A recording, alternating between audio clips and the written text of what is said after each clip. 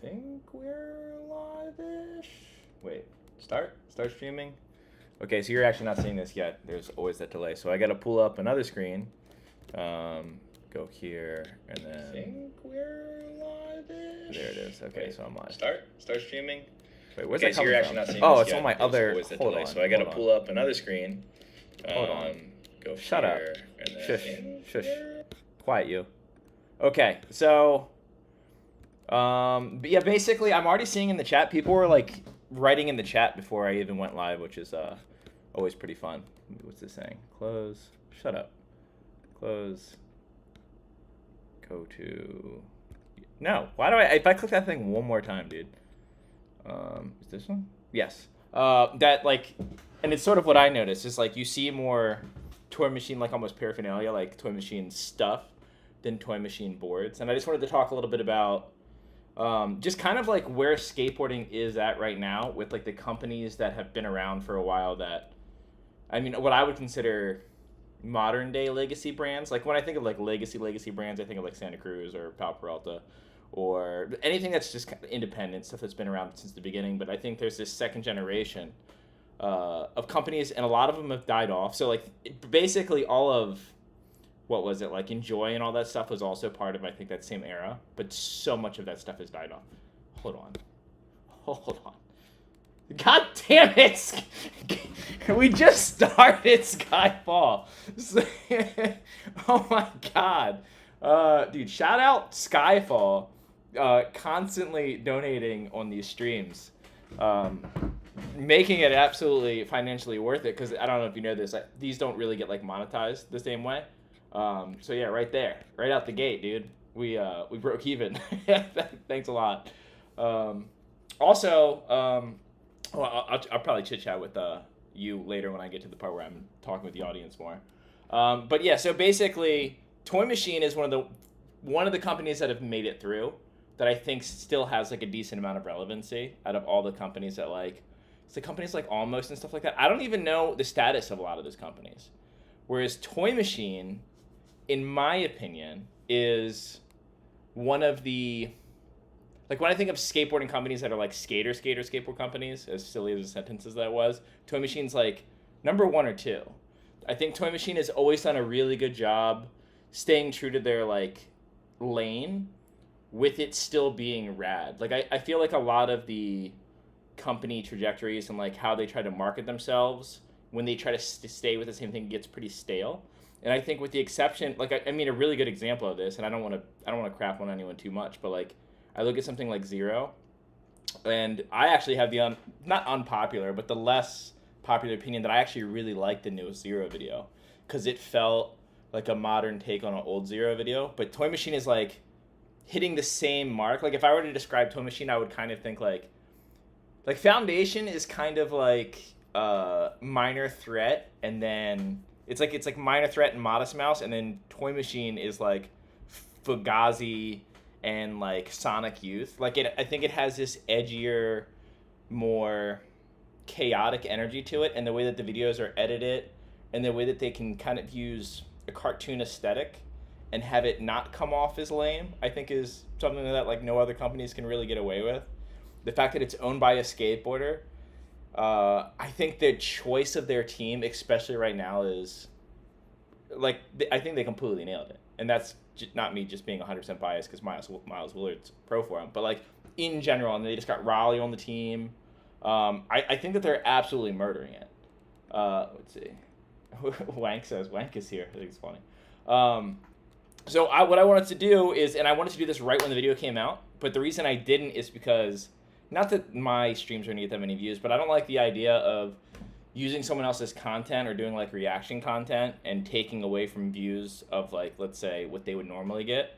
So like even if it's just a couple thousand views that maybe this might get, I wanted their Toy Machine, the newest video, to breathe a little bit before I review it. I must admit, this isn't going to be like a live reaction. I did watch it already, and I loved it. And I will have to keep the audio off for obvious reasons. But if you haven't watched it, they use a Placebo song in this video that I used in an edit like when I first started skating. I think when Zero came out, I think every like 15-year-old skater was just like, yeah, Placebo is sick. And then you go like a little too far in their discography and you're like, some of this is pretty fucking awful, but they got some bops. Placebo holds it down sometimes. But yeah, basically, I'm gonna watch this video. I'm gonna chit chat with the audience as well as like how I feel about it, how you guys feel about it, where you think Toy Machine is going, and if it's gonna, because I think Toy Machine's kind of having this like comeback. Like, not that it really went away, because they've been constantly like dropping videos. That's the other thing, is they're one of the few skateboard companies that are still doing full lengths, or at least putting stuff out pretty consistently every year. But I just think that the younger generation doesn't care about it as much as specifically people who are millennials and like maybe like older Gen Z.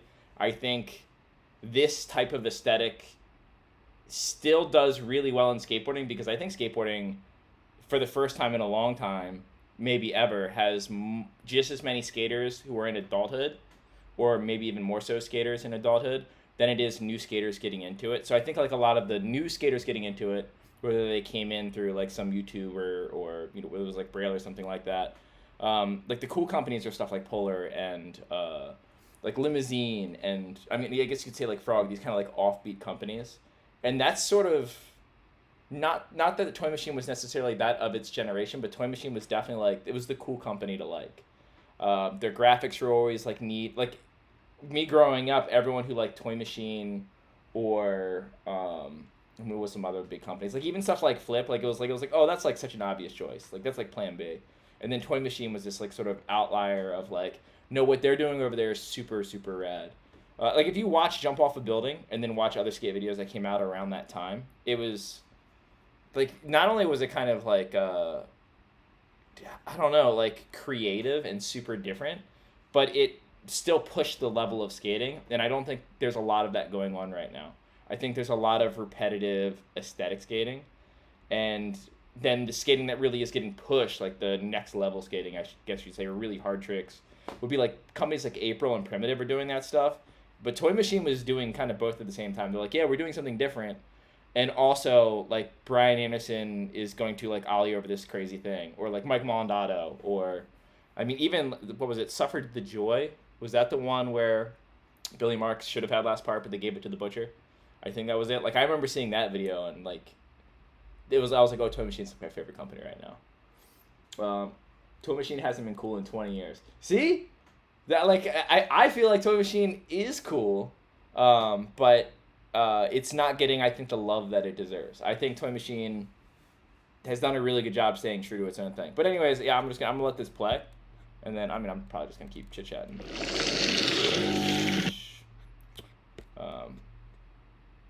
The intro cartoon thing. Do you think that's gonna die off? Right?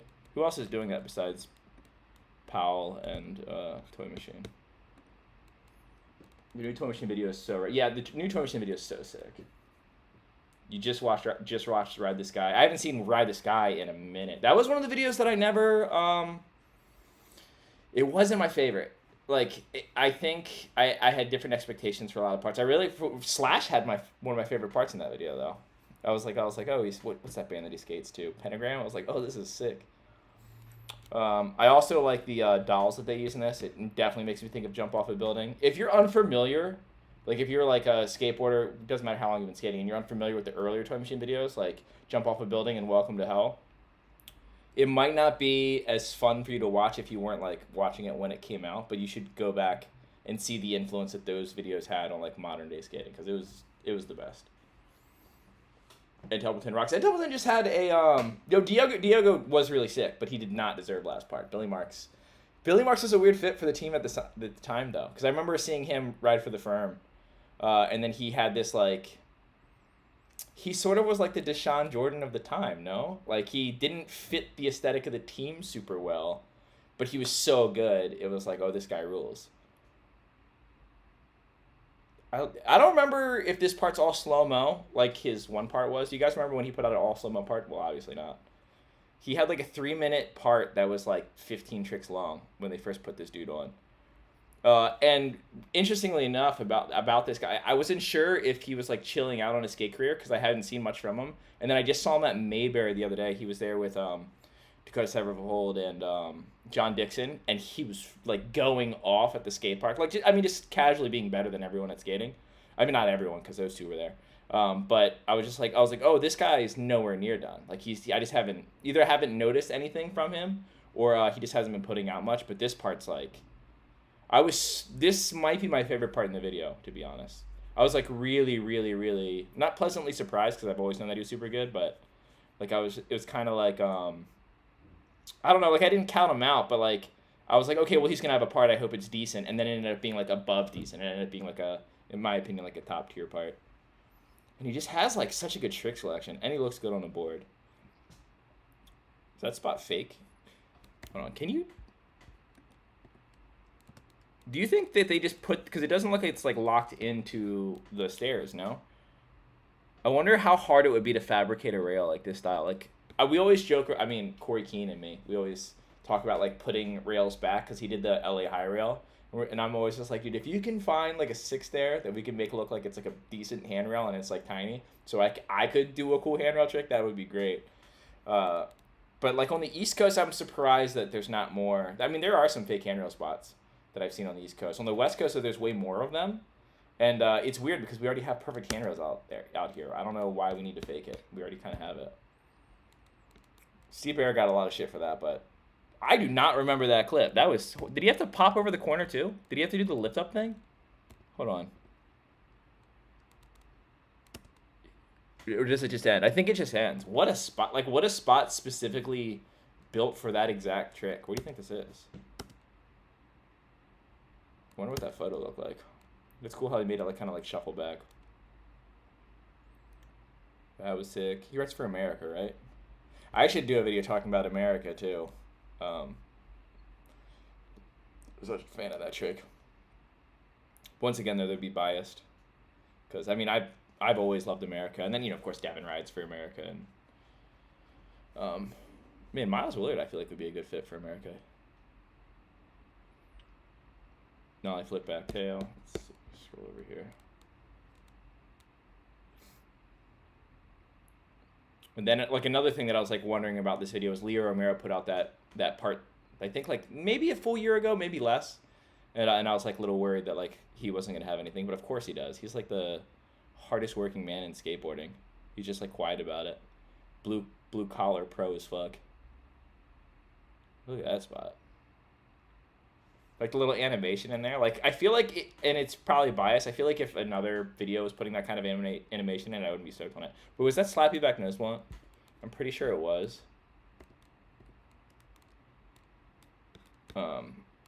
Yeah, I want to skate that spot so bad. It's near Boston. I know it's in Massachusetts. I'm just not positive exactly where. Wait, can't see started over. You want me to start the video? How many brands have been the same vibe anymore because they were based on certain people? They cannot be. Yeah, no, you're wrong. Yeah, you know you're wrong. No, you're right. Oh wait, can you not say? Oh my god, dude, you're. You guys couldn't see any of that. You never will. That's great. What is that? We're like 20 minutes in this video. You guys didn't see nothing. Should I start it over? I'll start it over. You think I'm scared to start it over? I literally looked down and I was like, Dan's tripping. And it was right after I said something about Leo Romero. And I was just like, what? Who doesn't like Leo Romero? Okay, now we're back in it. Just like, it was just, that was like the most true to reaction video you could possibly get. Like, it's actually like a reaction video. So I imagine, well, no, I'm not even going to edit this. I'm just going to like leave it up. So if, maybe I'll put a disclaimer in it. Hey, the video will actually start at this point because you couldn't see any of the skating. Well, yeah, well, I just got done watching all this a second ago. So I did. This is it started over. Yeah, dude. So he has 2 slappy back nose blunts in this part. I just realized that. The first person I ever saw do a slappy back nose blunt, like technically a slappy back nose blunt, was Chris Chan on a parking block. I think it's in a YouTube video of mine, super randomly. We were skating, what's that park that I greatly dislike? It has a good Euro gap, and then the rest of the park I can't stand. It's in, I think it's in Santa Ana. It's like the Volcom Outdoor Park. But we ended up, like I like the park so little, we ended up just skating like the parking lot out front. And I watched him on a slappy back nose blunt. But I've yet to see a slappy back nose blunt on like a straight vertical ledge that's not going down anything, or doesn't have a bank to it, or isn't slightly slanted. Yeah, now I want to like scroll back and read all the comments about like how much you couldn't see it. I'm wondering if CJ Collins is still on Toy Machine. Is he? I'm not. I don't really remember. This is the new Toy Machine video. Hope Soup. What's the ceiling for a guy who started skating at 28? Blunt size by 32, 360 flip by 34. This video almost was going to be about that exact subject. I wanted to talk a bit about like being older and like how much more you can progress and like how much you would need to change your lifestyle to get back on top of it. And the reason I wanted to make that video is because Nigel NKA just put out a video today. If you want, you guys could go check it out, of him like skating. Like there was a huge arc in Nigel's channel where he was not skating at all, and when he would come out with Pal Peralta, he wouldn't even like bring a board. He was just like filming. And like he's like an older dude. Like I don't know if he's 50 yet, but he's an older guy, and he was having health issues, and he just was, you know, still doing the YouTube thing. But then for whatever reason something clicked, and he was like, "Oh no, I'm not done. I'm gonna get back on top of it." And kind of watching his health journey definitely made me want to get like more on top. There's a slide back. There's what I was talking about. Get back on top of like my health, because I'm like, yeah, like I see other skaters, like you look at Ryan DeCenzo is still doing it, you know what I mean? So like why can't I like get back onto being able to jump on handrails? But I think you have plenty of time. I mean, I'm 36 right now. Right before I pulled my calf, I was the best I've ever been at skateboarding. So I got, you know, probably like a month or two to catch back up to being the best I think I've ever been at skateboarding. Hopefully I can get there again. Also I like this credit thing. I feel like this is kind of a tribute to Jamie Thomas's 50/50. And was that Welcome to Hell? No. What video was that in? That Jamie Thomas did the really long 50/50, and it spots in Chicago, and it's like the credits were rolling. But anyways, you have plenty of time. I think I have some friends that are skating at like 42, and they're still progressing. So if you take your diet a little bit serious, which is really surprising to me on how important that has been. Like at first I was like, oh, like my body's already so used to like eating the shitty shit that I am, and I'm still going. I feel like I'll deal with it when it gets too bad. And once I waited for it to get too bad, it's been like, don't get me wrong, I'm getting a lot better by changing my diet, but I feel like I could have been way further along if I'd just eaten a little bit more healthy. Yes, CJ Collins is still on. But I absolutely recommend seeing a specialist, even if it's just for one session, to like kind of guide you, because, you know, Google has so much information, it's kind of hard to differentiate what you should do. But yeah, if you're serious about getting better at skating at 34, you got plenty of time. That spot that he has got the nose blunt is terrible. That is the worst thing ever. I forget who, I was there with John Bradford one day, and he 50/50'd it, and like, he wanted to do something else. But anything past 50/50 is insane on that thing. It's weird when Hubba's drop off or anything that's like going down drops off low, because it makes it seem less sick. But it's really, really gnarly. Susie rules. She lives like down the street. I see her at that Silverado Park all the time. Yeah, that frontside wall, right? And then, oh god, I forget her. There's 2 other girls on the team too. Like they got like a stacked fucking team. They're really checking all the boxes. Do they have it? Yeah, they have CJ Collins. So they have a transition skater. So they kind of have everything. And I think, yeah, she kind of shares a part with, not shares a part, but her and Miles, I think, are in the same section. I could be wrong. I watched this like the day it came out.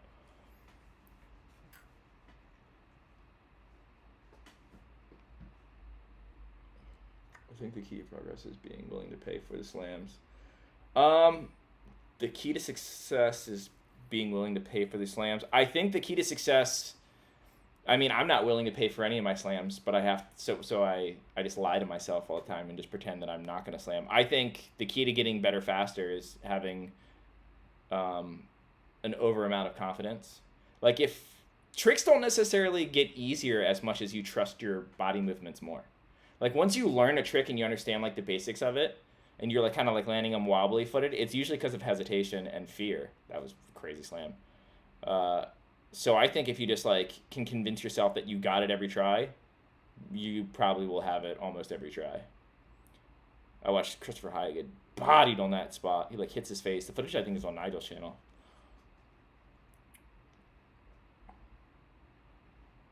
If she's from Ohio, right? She's from Revive Country.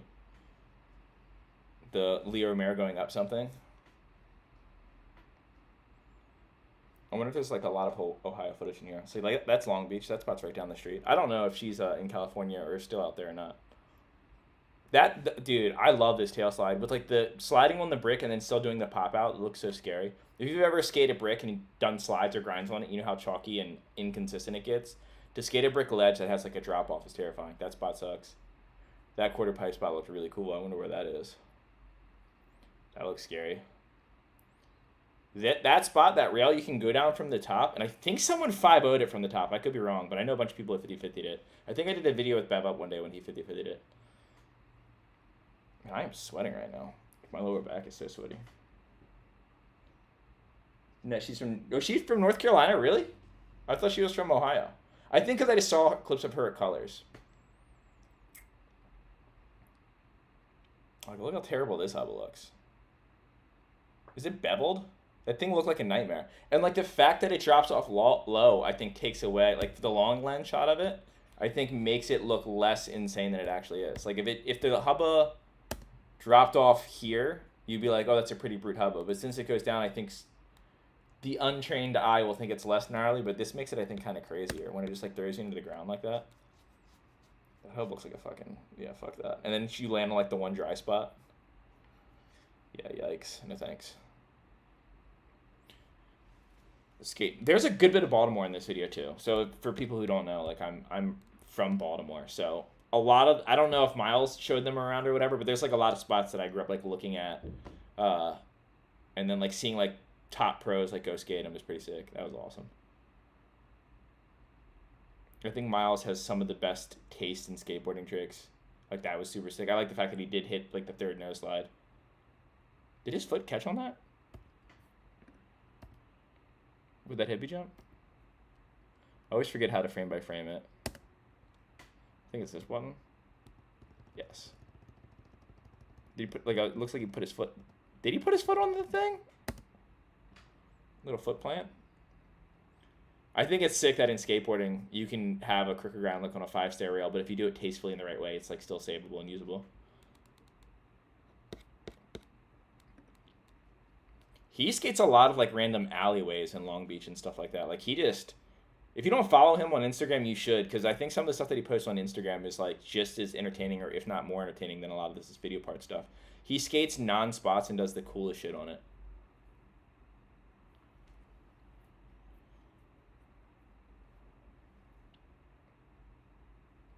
I would definitely hit my head. Where's that spot? Looks like the rail's kind of like a little low to go over from the back. I like the idea of doing like a little backlip slide over one of those ball things. I only half cap 50-50s. That trick's terrifying. That's my favorite trick in his part. Church rail 5-0. No, thank you. Like dropping down that far to a tail slide. Like lip slides and 50-50s and 5-0s all make sense. But dropping down to a tail slide or a Smith grind or a nose slide is fucking jacked. Do you think the earth is flat? Oh yeah, this clip. That clip went actually like pretty viral, huh? I feel like that would have been so much easier to do the Wally front 180. No, I'm from Maryland. Like I think the fact that he like shifted it to, and brought it back to regular was super rad. Yeah, that's the part that's definitely a tribute to jump off a building. To like the most properly called no comply flip ever. 44 now. I want to skate again, but don't think I can take a slam. I don't bounce anymore. I feel that. I mean, I'm nowhere near 44, but even like at 36, I'll be 37 in like a month though. So yeah, I definitely can feel the my ability to take a slam dwindling. I like this clip of Jeff just because it sort of reminds me of like the way his, or the beginning of his really sorry part starts, where he like has that big thing and he's like doing flat ground tricks in the ditch and it's all slow mo. And then this is the only thing I really knew about this chick was she does Street League. So like seeing her like in the streets, I didn't know what to expect. And this part's really fucking good. I mean, kind of just about everyone besides because there's a lot of new people on the team in this video. I definitely got like pleasantly surprised a bunch of times in this video. Fat one stairs, nightmare. Camera beam. Beaming the camera's cool again, dude. Do I watch the... Dan, as you watch clips as an old head and a filmer, are you watching more the tricks, the film style, the editing? I watch it as a skater. I literally just watch the tricks. If someone films something shitty, I don't really pick it up unless it's filmed insanely shitty. Especially because I'm not I basically am filming skateboarding for 60% of my living as far as doing YouTube stuff. But I don't try to film anything it's with my cell phone, you know what I mean? I don't have an actual filmer's eye. I'm just talking over clips and documenting what's going on. So yeah, I just look at the tricks. I try to look at the spots a lot. I try to notice if there's cracks at the top. I try to I try really hard to appreciate what the skater actually went through to get the clip, because I think once you this hub is beveled and terrible. This looks terrifying. Going around a turn that sharp and then having it bend the wrong way, I feel you would loop out and fall on your back so many times. But if you haven't filmed a video part, I feel it's hard to appreciate when you're trying to get a clip in the streets, all the little subtle things that are distracting or make the trick way harder. Because you watch a video and you're oh, this, you just assume the spot was perfect, or you just see the trick and you're not thinking about the spot. You're counting the stairs or looking at the color of what's going on. So now as I'm older and I watch spots, sometimes I will pause it and be where's the cracks? Was there a curb at the top? Did they use Bondo? How tall is the rail?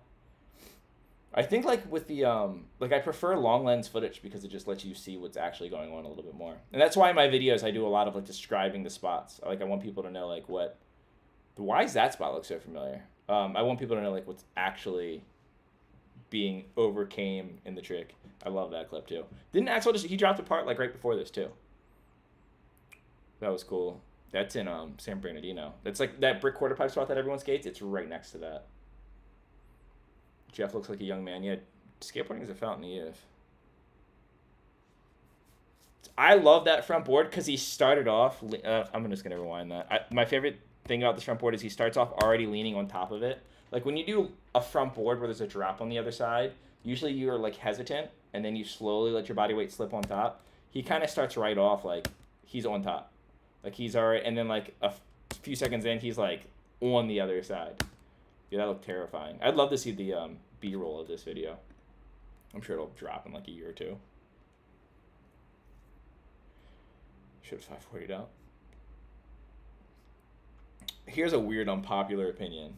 Oh, that was so sick. I don't really like front port 270s. I don't... there's cool... when I think of Mark Johnson's down the handrail and he lands with his feet all tweaky, I like the way that was filmed and stuff like that, but I particularly am not a huge fan of the front port 270s. And I have a front port 270 on a handicap rail on a video part before. And even then, I was just it feels... It sort of feels this is another trick that people that I don't like. It feels kind of like a late shove. When you don't have another trick to do, you can just do this other trick. I'm not saying the front port 270s are easy, but if it's a mellow rail, it's pretty easy to get out of, or on an up bar. If you do a front port 270 down a steep handrail, that's a whole other story. But people do late shoves when it's okay, well all I can get over this bar is an ollie, so I'm just gonna throw a late shove because it's an ollie and then you do the trick late, or an ollie north. I just watched the other Toy Machine video that came out a little bit before this, and I think this is the same kid who they just put on he was a young pup. Hey, thanks Andy. Good and Evil was the best era. That's the video I was trying to think of. Good and Evil is the best era of well, no, I think Jump Off a Building's the best area of Toy Machine, but Good and Evil was my era of Toy Machine. That's the era that I was that I could comprehend that video when that came out. I think Jump Off a Building was my third skate video I ever owned. I owned a local video, and then I think it was One Step Beyond, and then it was Jump Off a Building. Heel flip front 50-50. I used to watch that dude do heel flip front 50-50 at Cherry. First try across the entire flat bar. It was ridiculous. That dude's really good at that trick. The slow pan to the cops. Oh, yeah, that was pretty sick. Right now, I think it looked terrifying. Cody Longlands in the background. That's also ridiculous. I've been to this spot, too. This ollie makes no sense. You'd have to go there to really appreciate it, but it's a complete nightmare. Yeah, I don't know. how do you guys feel? Like, do you think that like the younger generation, or let's say people under the age of like 22, are anywhere near as stoked on Toy Machine as like, I don't know, people older than that? Because like I've always had a not I wouldn't even say a soft spot in my heart for a Toy Machine. I've always just been really stoked on everything they do. Like it's not even like a throwback to nostalgia. Like oh like but they've been doing it for a long time. It's more like oh yeah they're still killing it. They're still crushing it. I was thinking it's pretty sick that they had Cordano on the team.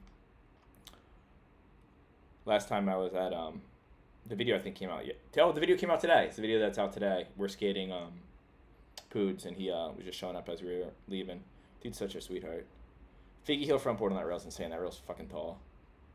This trick, rest in peace, Josh Lapich, a buddy of mine. He learned this trick in like 2002. No, earlier than that, 2001, and he could like he just do it on like bump the rails and stuff like that. But I remember thinking like, I've never seen anyone else even play with that trick, and that might be the first time I've ever seen it on a handrail in the streets. Dude, I'm 40. I don't know why anyone under 22 thinks about anything. That's a good call. Any useless wooden toy fans? That's my era. Damn, that's a solid era. Is this is last part, right? Dude, like so many things. Imagine not clearing that little thing on the fence. God, that was so sick. Do you know what kind of computer you have the specs of? Oh. I think this dude is like the perfect. I don't know. Like he's like a skater from my generation. Like he's like an old soul. Even like he's like a new kid. Like the way he skates, like tall stuff. Like he puts out footage that does belong in a Toy Machine video, like jump off a building, but like to modern standards. He's not. It's like not even the kind of skating that I really like stairs and the big rail stuff. But I'm such a fan of this dude's stuff. It's just classically really good skateboarding. No gimmicks. The dude's just like wearing regular clothing, just doing impossible no spawns down hubbas. Does that count as a Ed Templeton tribute? Does Ed Templeton not have a trick in this video? I feel like he might in the credits. That spot's in. I'm pretty sure that spot's in. This is in Baltimore. Backtail on that rail's insane. Shout out Ronnie Gordon, and then I want to say Rodney Jones, also 50-50 of that. Oh yeah, but anyways, I was gonna say I think that spot's in Tennessee. That long kink reality board slid. Tall ass front crook. Like that, dude. I'm still waiting to see someone kickflip back 50-50 a big steep rail. It makes kind of sense to me doing on the tall like mellow rails because once you're in you can just sit there. But like a big steep rail you'd have to gap out. That was insane. That back lip had very Gilbert Crockett vibes. That was insane. Like where the hell's that spot?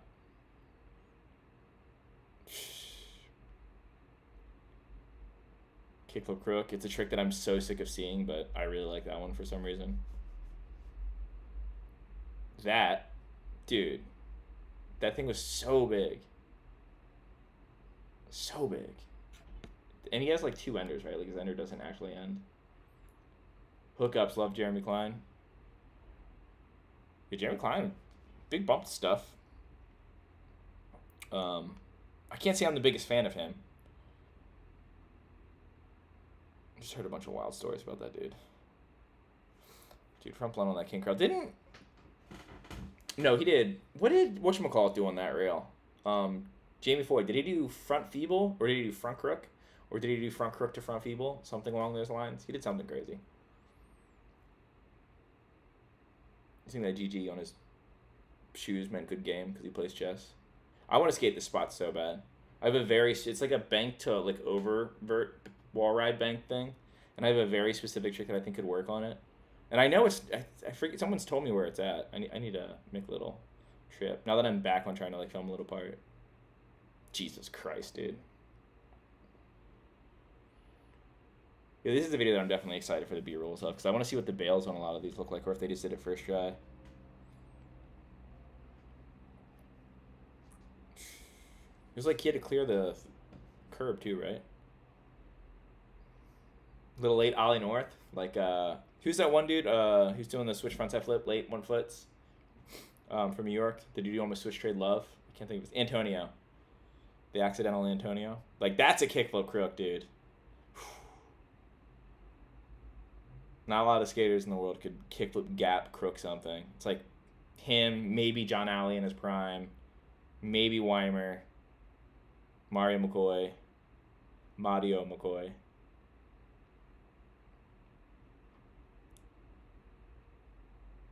Honestly, I think I don't know if that's his ender or not, but I think the kickflip crook's kind of crazier. That might just be because I'm not saying he could do it easy, but that's something that I could see Andy Anderson doing. But like Andy Anderson has like an insane 50-50 ability. Like I look at a part like that, and like that trick right there might be the only trick that Andy Anderson could do in that part was his ender. It was front crook to front people. That's what he did on that route. That's fucking ridiculous. Dan, have you seen NKA's new Decades video? Yeah, so I was talking about it in the beginning of the stream, actually. Yeah, it was rad to see.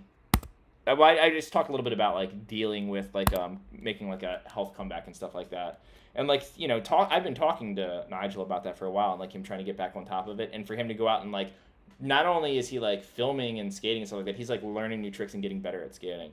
I feel like a lot of people don't know about like Nigel's younger days. Like he like switched frontside flips over a picnic table. Like Nigel has clips in like old 4-on-1 videos and Logic videos and stuff like that. Like I seen a clip of him like switch flipping over like a 9-stair handrail. Like Nigel does some shit. Where's here I'll go.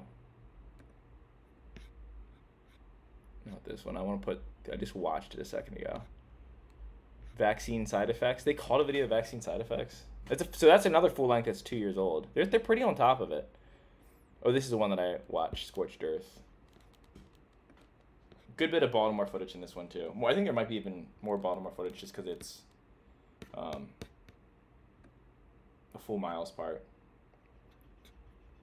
Remember when Baltimore was like popping off super hard and those energy videos were coming out? This shit was so sick. I was just picking up where I left off. No, this is the beginning.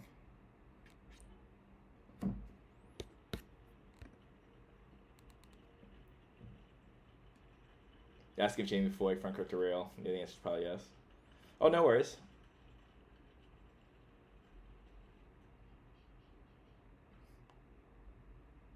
Hey, thanks, Carter. What other brands have more iconic logos? Has more iconic logos and characters? That's a good question. I mean, even though it's corny, I think the most standout character ever developed for a skateboard company is World Industries. I think the Devil Guy, Flamboy, and Wet Willie is like forever stenciled in my brain. Also, the Blind Reaper. Like, Blind was my favorite skateboard company. Like for a second when I first started skateboarding, like I had a Blind binder like for when I went to school because I thought that character looked so cool. And I remember I didn't recognize any of the names on the team, but I was like, nah, Blind's the best. This spot's really sick. I also like the fact, and this is like something pretty silly and niche that I like, but that right there, the rock that he does a trick over is a perfect Wally rock. The transition on this is you can do blunt fakies on this rock really easily. Like it's good transition. So I like the fact that he does a trick over that rock and then does the manual trick on this rock, and then Wally's the rock that's not that good for Wally's. It looks decent actually right here, but there's a chunk right here where it cuts the other way where you have to be super light-footed. So it makes more sense to Wally the first one, manual trick, and then it's just a dumb thing that I thought was cool. Skating against the grain for no reason. Yeah, good bit of Baltimore stuff. Miles has always been good. We used to ride for the same skate shop called Charm City like a bazillion years ago. I love the fact they did the front 180 back out.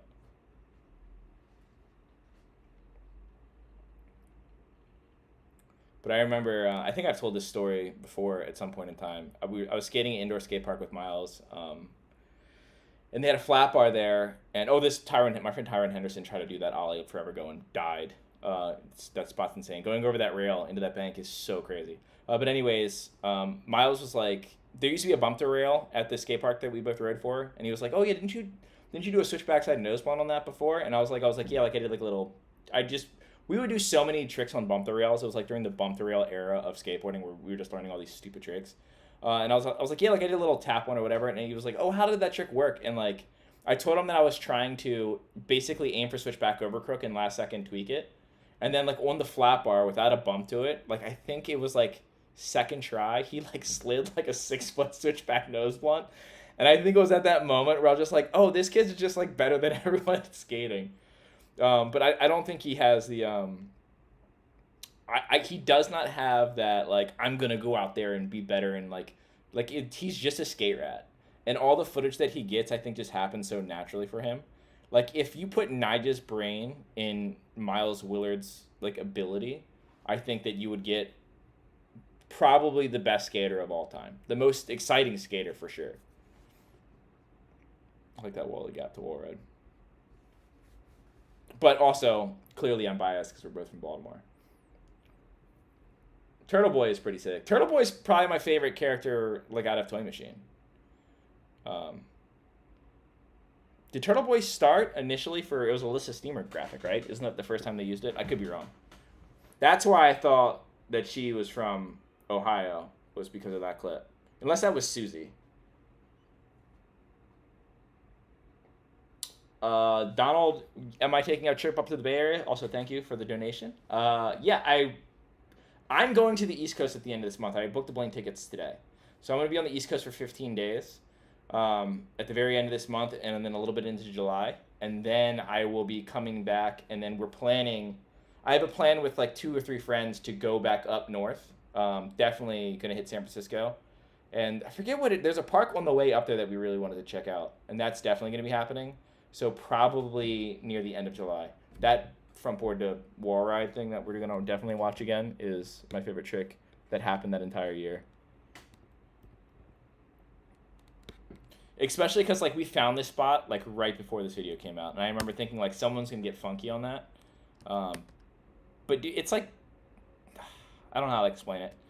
Like where you get on right here isn't super tall, but it's uncomfortable to get on going up anything, because obviously he's probably going to actually get on a little bit higher, and then to immediately like make the adjustment to clear this little flat gap and then get that way, well, it's reverse, so that way to the wall is so fucking sick.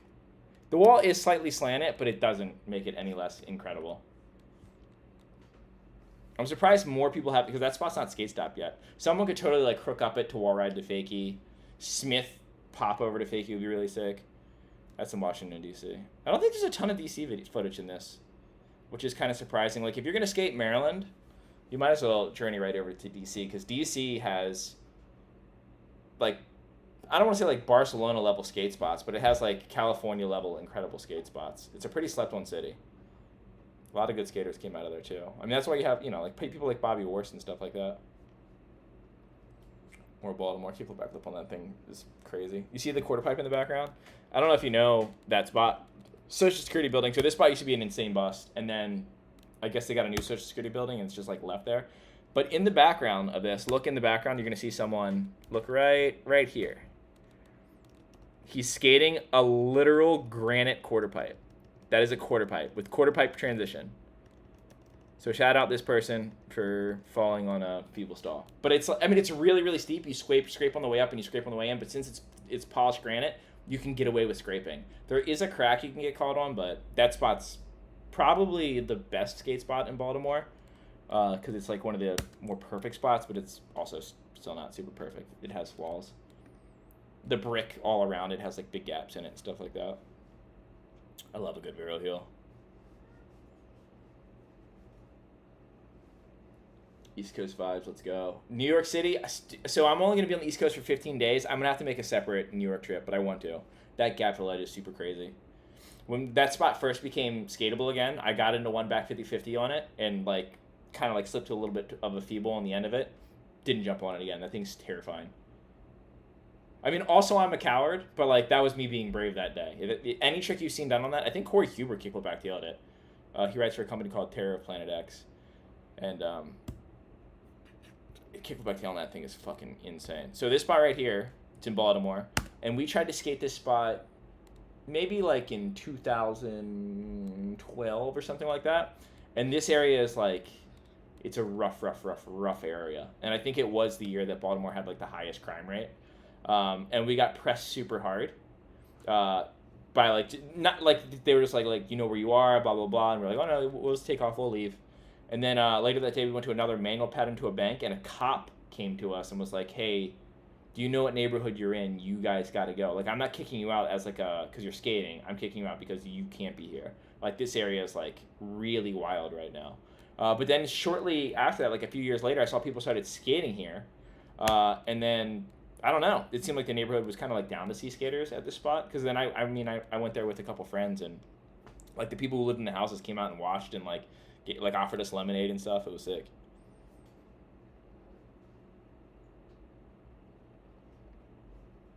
I feel like that spot is so much harder to skate than people think. Freedom Plaza, don't get me wrong, is really good, but that ground he's skating on is rougher than you think. I'm curious to see what it's going to feel like with X Formula or Dragon Wheels. That rail also, it's perfect, but it's a little tall and the run-up's short. And people who do nollie stuff on that rail or switch or fakie stuff are crazy. I want to go to this spot, actually. It's just like a really good spot for like a no-slide yank over.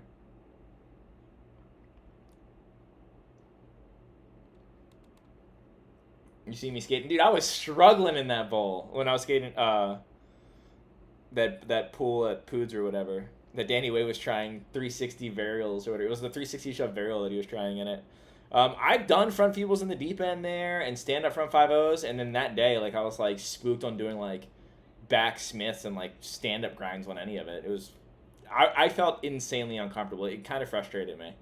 So I'm definitely going to go on a little bit of a transition journey now that I can like skate again. My knees swelled up yesterday, so I didn't skate though. But a PAL Australia trip maybe. That would be incredible to get a PAL trip outside of the United States. We are talking about some PAL trips coming up possibly. Australia was not where we were talking about going though, and it'd be super rad if it happened. We'll see. We're doing the am I even allowed to say that? We are doing something this week, but I don't know if I can say what we're doing. Or not this week, but next week. A little bit of a PAL thing.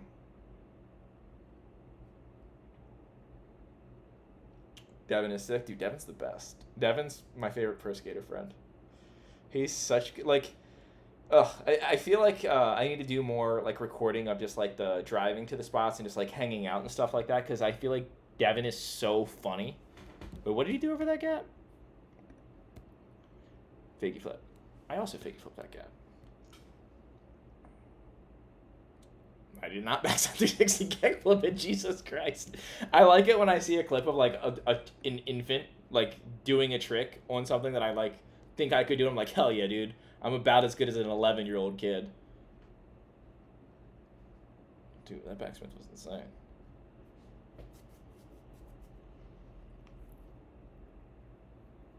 Best skater.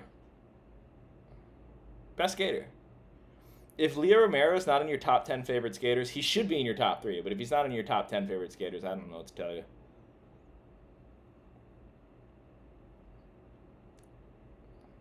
Does it multiple times. Like tall stuff, dude. Tall handicap rails. I really liked it. Everyone watch that Cardano thing where it's like, oh shit, he got rocked. Did anyone see the Cardano thing where it's like Leo's watching him skate a tall handicap rail? And I'm like, if there was ever the perfect skater to be on the session while you're trying a tall handicap rail, it would be Leo. He pioneered that shit.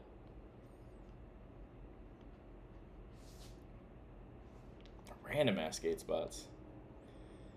Also, like Leo and like a bunch of Tom Yetto people. Like I don't know if they're doing it on behalf of the Grip Tape Company or whatever. I always want to call it Hey Dude, but that's not what it's called. Hey Dude's an old Nickelodeon show, Bro Style. But they're always going on like road trips, and they just like skate for fun. Like all these clips are just like filmed with like his friends on these like just random trips across country, and they go to the most random random states, and just get footage on the most like sketchy, shitty handrails. Like I wish that this skating was going down when I was growing up, because like between 2002 and like 2012, pretty much all of skateboarding was really focused on like California handrails, and it's cool to like see them just like venture out of that. Like that rail looked terrifying. Stand up nose blunt on a square rail, adulthood. But I have a couple friends who've gone on the trips with them, and they're just like, it's a super blast. That's why, you get some like Leo Romero Baltimore footage in his newest solo part. 50180 on a church style handrail. The only trick that would be harder to do on a church style handrail would be like a frontside nose slide, I think. Out of the basic tricks, of course. Like, that looked terrifying. Man, he barely got his board up over there. Still jumping down gaps and shit like that. He's a huge inspiration for my skating, because it's like he's a year older than me, and he nose slid that. So, like, what excuse do I have to not be able to get a trick on, like, an 8-stair handrail? You know what I mean? None. I have none. He's been consistently 3 times better than me at skateboarding my entire life. And I hope he continues to do that, so I have something that's not achievable to chase, but something that I can chase that is within reason. Like based on our age and stuff like that, even though we skate like different stuff. Also, Leo Romero is secret tech. I skated, I have an early video actually where I have a bunch of Leo footage in it, but I skated, what park was that? Manhattan Beach, and he was doing like just like flipping grinds on the ledge every try. He's closeted tech. He just sticks to the rails when he wants to. I always wanted to skate this spot. Not like that, but I've always wanted to skate that spot. Is that Towson? No, that's not Towson. There's a really possibly skatable square rail in Towson that I've never really seen anyone hit. Switchback lip on that rail is fucking sick. Dude, Miles just has a huge bag of tricks. This is in Long Beach. That right there, that spot you just saw, is like there. Like it's like a few blocks from me. And I looked at it because I when I first moved to California and I needed money, I got a job at Domino's delivering pizza. Or not Domino's, Papa John's delivering pizza, and I would always get to this unit. I was like, man, if we could wedge the door open. But what I thought you could skate it is you skate it as a double set. The problem is there's a wall right at the bottom, so you have to kind of go over the handrail, like over from the backside of this, over this handrail. I didn't even think about trying to skate it like this, like you see the wall? But you see how if you would go over this handrail right here, you would thread the needle perfectly? It is super insane. I wonder how they got the door open. To 5-0 on a wooden ledge, that was definitely some Baltimore footage. That looked very Baltimore-esque. And then I want to say this is that North Carolina rail that Jevons always takes people to, right? I think that rail just got capped recently. I never got a chance to skate this rail. Little tappers that I might be able to do something on. Capped from people. This clip. Going back to fakie is so sexy. Shout out Corey Keene for making that handrail happen. I'm pretty sure that's who did it. Switchback nose blunt. Oh, wait, I just realized that's switchback nose blunt, dude. I take credit. Hold on, dude.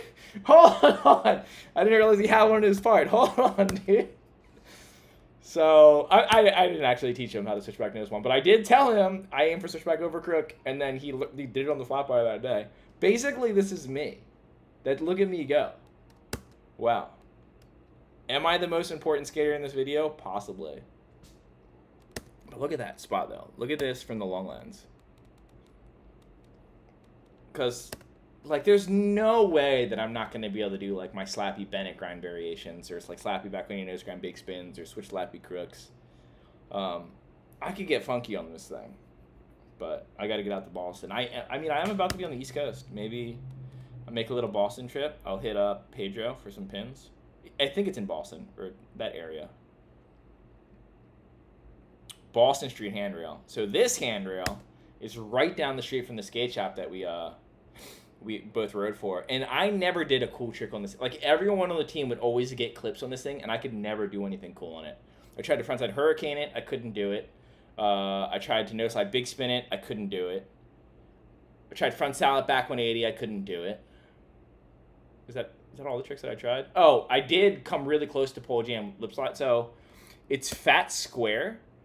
And so it's kind of low. It's an illusion. It looks like it's low at the top, but because it's so fat, where you actually get on the top, it's like normal handrail high.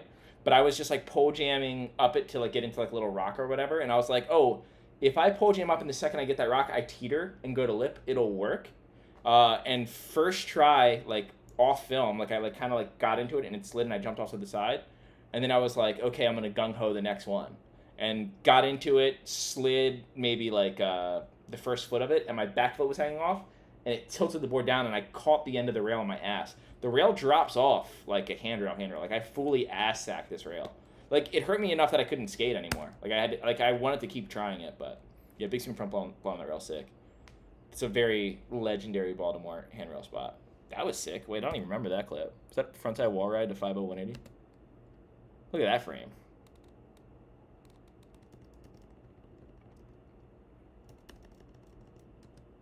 Now look for some Baltimore shit.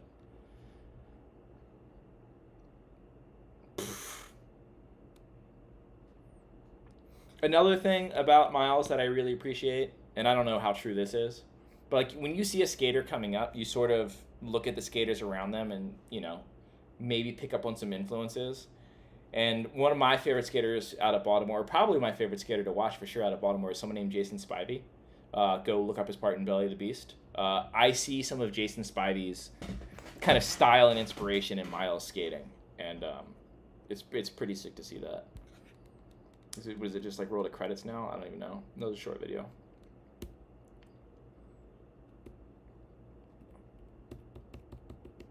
Bunch of credits. One other shout out thing to hype up about Toy Machine, and I think people of my age definitely know this. The most bonus footage that have ever been in any skate video is, I think it's Good and Evil, where it's like, you know, Billy Marks has like 2 bonus video parts, and then there's like the Billy's Balls stuff, and like the drop down menu goes on forever, and then there was in that another secret menu of even more stuff. The video is super sick.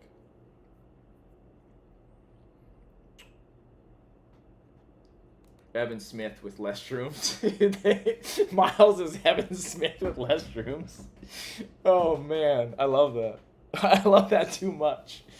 Evan Smith, man, I would love to get another spicy part out of that boy. That he was always fun to watch. My favorite part he ever put out though was was it called Skateboarding is Forever? That DC video. He was still Am. I really, and it's not his most impressive part by no means, but it is sick. It is a fun watch. Like, my favorite video part of Dennis Busenitz is definitely his diagonal part, which is basically his throwaway footage from his, what is it called? His Since Day One part, but should we pull up an older, should we, like, do Toy Machine Grandma Building? Because this quality is going to be insane. I'll stick around. I'll chat. I'll let this play while we chat for a little bit. I'll talk to everyone in chat. Let's go full screen. Super nostalgia from this video. I wore this tape out. This one, PJ Ladd's Wonderful Horrible Life, and Sorry are the 3 VHS tapes that I broke because I watched them too many times. I mean, literally multiple times every day. I would skate until I got like bored of skating, and then I would go inside and like almost force feed myself to watch a skate video to make me want to go skate again, and then I would go skate again. God, I wish that rail was still there. The one you just crooked grinded. I just watched some Kerry Getz interview. I think it was on Dead on the Radio podcast. I don't know if any of you guys have checked that out. It's like Mitch Hartman and I want to say it's is it Blair from Transworld? I don't know if he's on it or if he's a part of it or not, but I think they just had Kerry Getz on, and Kerry talked about that handicap rail that was in Bethlehem, Pennsylvania. It was gone by the time I got there, but it looked like the best handicap tech rail ever. Helmet Woodward, Evan Smith. Oh, you're crazy. Our Toy Machine decks valid? I love them. I like Toy Machine. The one that I rode back in the day had really mellow concave, which Pal Peralta also does a good bit of mellow concave stuff. We have so many new things about to come out though, and we have steeper versions too. But I like mellow concave. But the main thing that I've always liked about Toy Machines is the big noses. Toy Machine has big noses, or at least I don't know. I haven't stood on a Toy Machine board in a minute, but Toy Machine has big noses. Black Labels had big noses, and I love the hockey skateboard shapes. Huge fan of the hockey skateboard shapes. You haven't watched a skateboard video since the Scenic Drive? I wonder if this spot's still there. Someone needs to go do this drop-in. There's like 6 unlanded Bam Margera drop-ins that if some skater like the two brothers, the Duran brothers, like could probably go rifle off, that would be the shit. If they're still around, they should go do those. That wasn't overexposed or anything.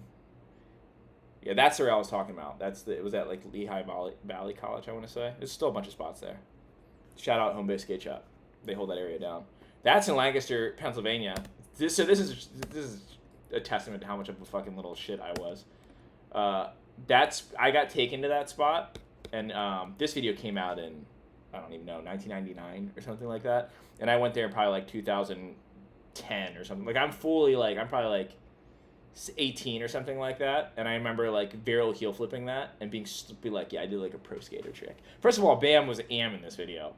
And second of all, like, Braille heel flip wasn't even a hot trick really back then for like a decent sized gap. Like I was so competitive and wanted to like be good at skating so bad that I was like competing with AMs from like 20 years before. Oh God, what a nightmare. Young Dan Corrigan was the worst. Hey Dan, love your videos, dude. Especially the street missions or anything with Matt. Yeah, Matt's always a treat. I have a Matt video coming out. I think it's the video that has to come out tomorrow.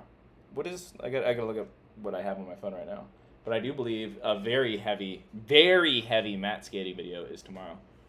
There's a Vert Alert happening right now live. It's legend. Dude, Vert Alert is a pretty fun session to watch. Was that Vic? Wait, is little Vic in here? Glued to the board. Dude, Vic Jamie. Dude, if you don't follow Vic Jamie right here, the guy with the sloth icon, you need to go follow him.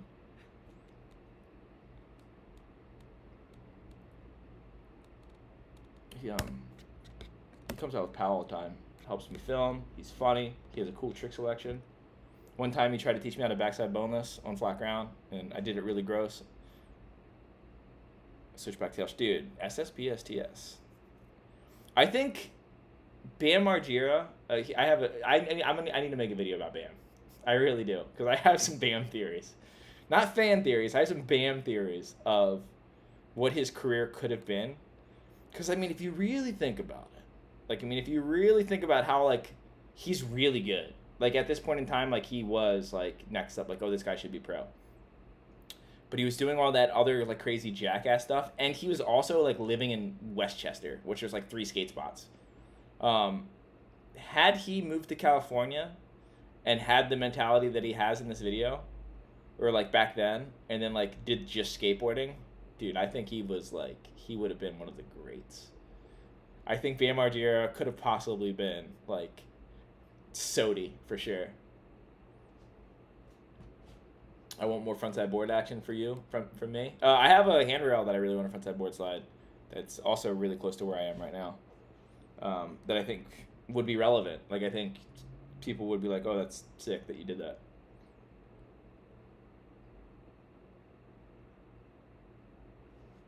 Have you ever done a video at Hagerstown, Maryland skate park? Is that the newer one? I think I did.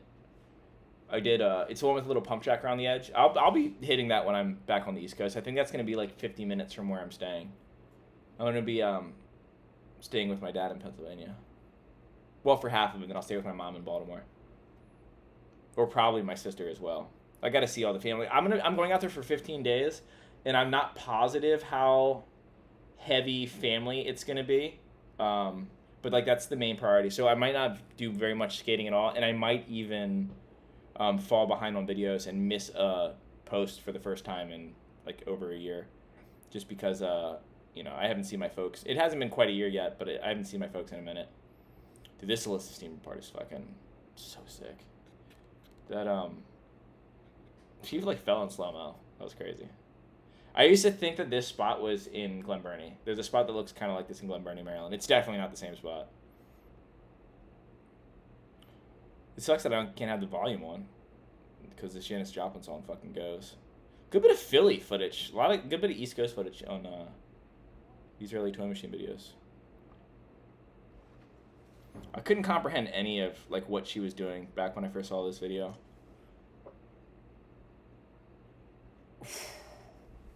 No slide on a round rail? You know I'm a fan. Did it start off as almost like a crook for a second? Her wheel almost looked like it got caught up. Baltimore. That's right. You only been to Butler, PA? Why do I know where Butler, PA is? Was there anything in Butler, PA? Did they actually get the soundtrack on YouTube with this video? And then Ed Templeton skates the Sonic Youth. I forget who Bam skates to. You got a Fat Toy Machine sticker on your PS4? I had a Toy Machine fingerboard that's probably still floating around at my dad's house.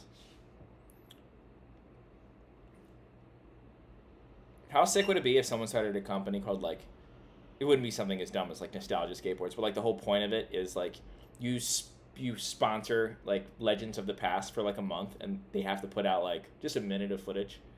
And then they get all the board royalties of, like, boards that they sell and anything that they make. And then we could get, like, an Ed Templeton part. Like, I would love to just get a... Ed Templeton could just do a line where he does, like, a impossible out of a curb cut and then nose blunt, like, a butter bench. And I'd be like, yes, I'll take that. Do a board slide on a low handicap rail or something like that. I'll take it. Kickflip front 5-0 front 180. Ahead of the time. I wonder how old Ed was at this point in time.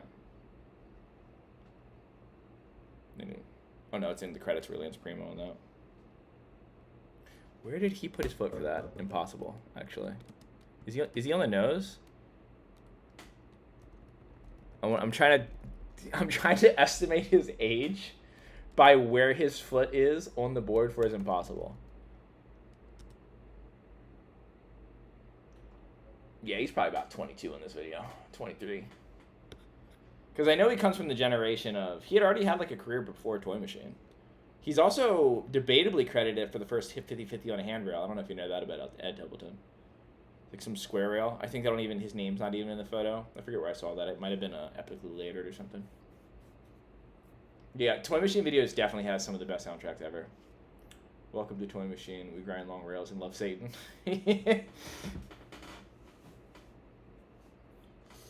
Do they love Satan?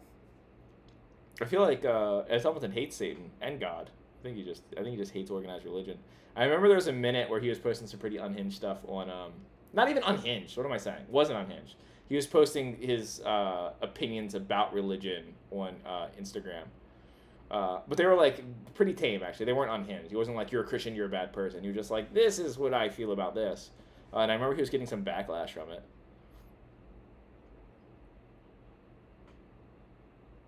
I mean, they had Josh Harmony on the team, who was a Christian, who I think his board graphic had to do with, like, he was like a Christian. But I think recently I remember seeing a post about him, like, possibly leaving the faith, where he left the church or something like that. He, like, said he, like, learned some things or something. I don't know. I love that clip. I also, okay, true story. I legitimately thought that this is Chris Sen, and because the way like his skin looks and the way it's like kind of dark throughout the whole thing, I thought Chris Sen was black. I literally, because of this video, I swear to God, I was convinced that Chris Sen was like a darker skinned Hispanic or that he was black. So when I saw the first time I saw him, like a photo of him, was in a video game. I think it was like the X Games video game where it's like a profile picture of his face. I was like, that's not Chris Sen. Chris Sen's black. And like now that I'm seeing it right here, like, yeah, he does look a little bit more white now that I know. But like this clip right here, dude, he's a black guy. I swear, dude. I forgot about that till right now. Oh my God. That's my secret confession. Also, best compliment I've ever gotten. And I don't know if he remembers saying this. I think it was either Tim O'Connor or Vern. One of the two said it to me. I was skating Tampa Am, and I started my line out doing, I forget what I did. I did something around the corner on the quarter pipe and pumped really hard, and I pushed and I backside nose grinded the whole edge going as fast as I could because I was trying to keep enough speed to get to the deck of the next quarter pipe. And one of those two was like, we got Chris Sen out on the course. And the reason it's my favorite comment is like I'm not a fast skater. Like I'm not like a charge it kind of guy. But for that one part of my line, I was, and it was so sick to be like, yeah, dude, I was skating fast, was I? I was really out there getting it. I didn't understand that clip at all for the longest time, the Wally board slide. Like I remember thinking like, so he just couldn't ollie onto it? Like I don't understand. Like I could do that. And then it wasn't until like, years later that I understood what a Wally was.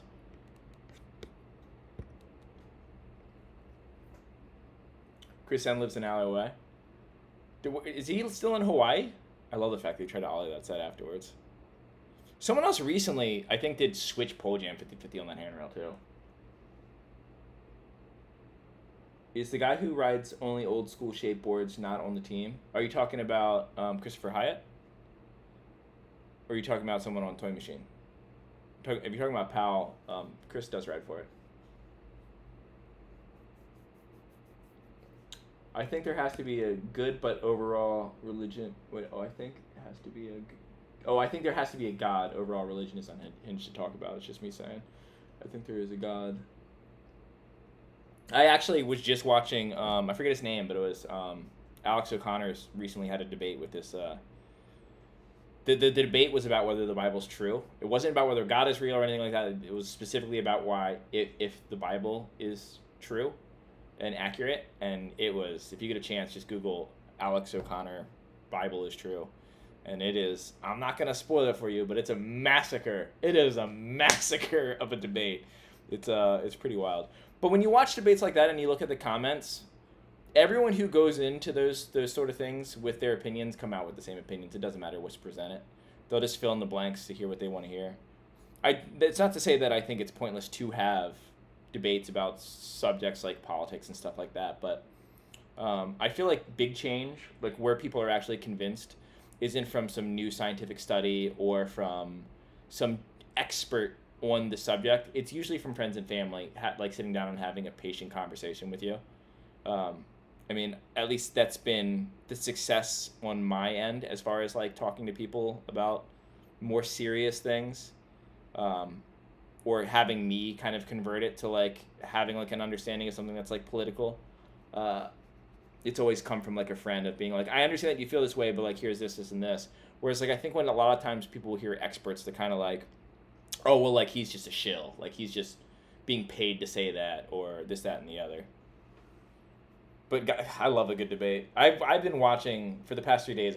I always watch a good bit of debates, but the past 3 days have been kind of crazy. I probably consumed like 10 hours of debate content. Yeah, it's just two people pandering to the audience. Exactly. But sometimes it's really good pandering. I really like in the recent debate, Alex says, he says to the guy, he says, you can't keep moving the goalpost back. He says, you can't keep moving the goalpost back. Well, I can't say this word. You can't keep moving the goalpost back, especially if you're still going to miss. And I was like, oh, fuck. Like, mic drop. It was so funny. Okay, I need to find out how tall this rail really is. Because it's always filmed, like, you never really see them, like, okay, here we go. I'm finally going to get a good look at this rail. So is that knee high? I mean, the camera's a little down, so it's probably a little above knee high. That's just like a perfect little square rail. I don't think, is it in this video that Mike Malandato does the board slide 1 foot? I don't think so. I don't know what video that was in. But the board slide 1 foot no comply out, I've yet to see recreate it, with the exception of I think Louis Barletta did it in his... It was like an old clip that was filmed for Bag of Suck, but they ended up using it in the new Jacuzzi video. And I remember being like, they should have definitely put that in Bag of Suck, because that was... Maybe not... That rail's insane. This rail right here, it's in Lancaster, and I made a video a long time ago about the Skatology guys, and I'm going to make a live stream about it too, because it was before my channel had that many viewers and only has a few thousand views. But that rail is insane, and my buddy Eric kickflip back 50-50'd it. And I think this Ian Crook popover is it, and like that rail is insane. I think someone 50-50's off the end. I think that's in... I've been taking that spot too. A lot of Kerry Getz tricks in this part I've been to. It's a lot of random PA spots. How did he get hooked up? Like who? I also always wondered about this clip, like with the spikes being taken off. Like, you think they took it off because he just couldn't quite ollie high enough, so they chopped these down. He was just, because he looks like he's high enough to get over all of it. And then kickflip love. Was this before or after Jamie Thomas? He did that so fucking good. Every time I see a clip of love and I'm on a live stream, I want to talk about... I think I've told the story a couple of times of when I tried to hard flip it.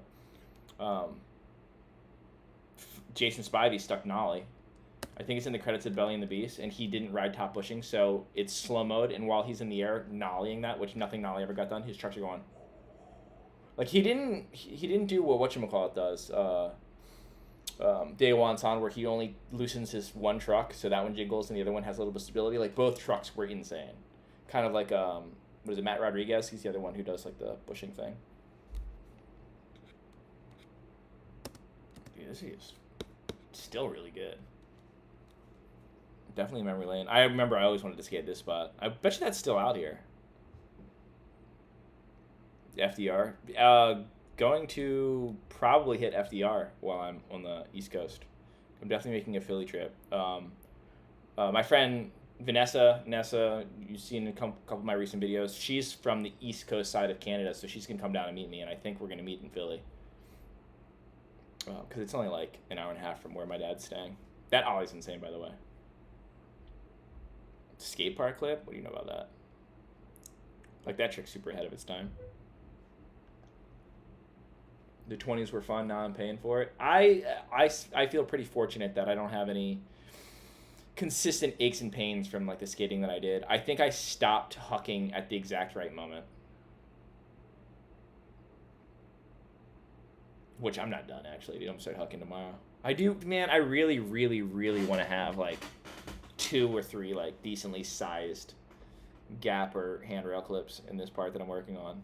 I don't know if I'm gonna be able to do it or not, but I'd like to do something a little spicy. I'd like a trick that would be surprising, or like people would be hyped on, not because what I did was so relevant for how big it is, but because it was me that did it. They'd be like, "Oh, Dan jumped down something." It's, you get to get something. It's the opposite of little kid points. You get old man points. Or skating like outside of what I think people know me for. I think if I do some like, alternative tech ledge tricks, people are gonna be like, yeah, that seems about right. But if I like, dare I say, like flip my board down something more than a 10 stair, I think people will be like, oh, he should have died. That hub that he just lip slits, that's one in Philly, right? That Costin back lipped. I never went to look at that. I think maybe it was gone by the time we were out that way. Brian Anderson has the last part, right? My knees are like... My knee is swollen right now. That's why I'm not skating today. But I think that has... Actually, there's going to be a little bit of discussion of that in a health video that I'm putting out soon, of like how I've been trying to get more on top of my health. But I did do a little experiment. And this could be completely coincidence. But I've been eating pretty healthy and pretty clean for a while. And the other day, 2 days ago, in fact, I was running late. And I was like, I'm just going to get a quick breakfast. And I got like some 7-Eleven breakfast. And then I drank the first energy drink in like a month. Like I got just had an energy drink. And then that day I felt complete, and I also got shitty sleep the night before. I felt like complete shit, and then my right knee swelled up. It doesn't hurt, it just swelled up. So whether that's true or not, whether that's why it happened, I don't know. Maybe I bent my knee wrong and didn't realize it, but no pain, just my knee started swelling. And that's the injury that I was dealing with, not the injury, but one of the issues that I was having a little bit before I got like fully hurt when I pulled my calf. You want to see me do tricks while Matt flies over me? I would love to do doubles with Matt, because all my tricks are definitely low enough that he could get over me super easy. Let's see. I'm just excited to wall ride. Oh, dude, wall rides are the best. Front nose on the straight out ledge. Skate park handrail clips, dude. Built different back then. I wonder what would happen if that was like randomly in a video part now. Like how much people would talk about it. Like if, I don't know, random handrail skater A like randomly has this, like Jamie Foy just like does some fucked up shit. Some like relevantly difficult stuff on a skate park handrail. I mean, I feel like everyone would be like, oh, you should have posted that on Instagram. But I think it would actually be kind of funny. I think it'd be a pretty cool, I don't know, like fuck you thing. That tail slides, I've been to that hub, it's super gnarly. That handrail that he lifts so that you could die on too, I've also been to, and it is very, very, very large. So what's cool about this video is like, this is before DVDs. So there isn't bonus footage that's like, in a menu. It's just the video just continues after the credits. I think this one has a really good after the credits section, and I think that PJ Ladd's Wonderful Horrible Life has probably the best after the credits section. Yeah, that's all the parts, right? And then doesn't it go into like Kerry Getz Park Footy? Yeah, it's credits. Oh yeah, wait. What did it say about Jamie Thomas? I forget. This video could not have happened without the help from Jamie Thomas. Yeah, and then Jamie Thomas went left and went and started 0. Who kicked? Nick Dompierre kickflipped that gap, didn't he? Someone kickflipped it, and I'm pretty sure it's Nick Dompierre. Nick Dompierre did something on it. Oh yeah, Bam's park footy. Is it all FDR? I think it is. It's just like a full-blown FDR part. That pyramid sucks to ollie. I think people don't realize how difficult the skate park is to skate. A lot of the transition isn't as tight as like you would find at stuff at Washington Street, but it's way more wonky and more awkward to skate. I wish that thing was still there. That Twinkie thing was cool. That's fucking super sick. I don't know if any of you guys have skated FDR or got to skate it like back then. I didn't skate it, this is like 1998, 1999. I didn't skate it back then, but I skated like around like 2002 maybe. Is that a fakie 540? After one fakie?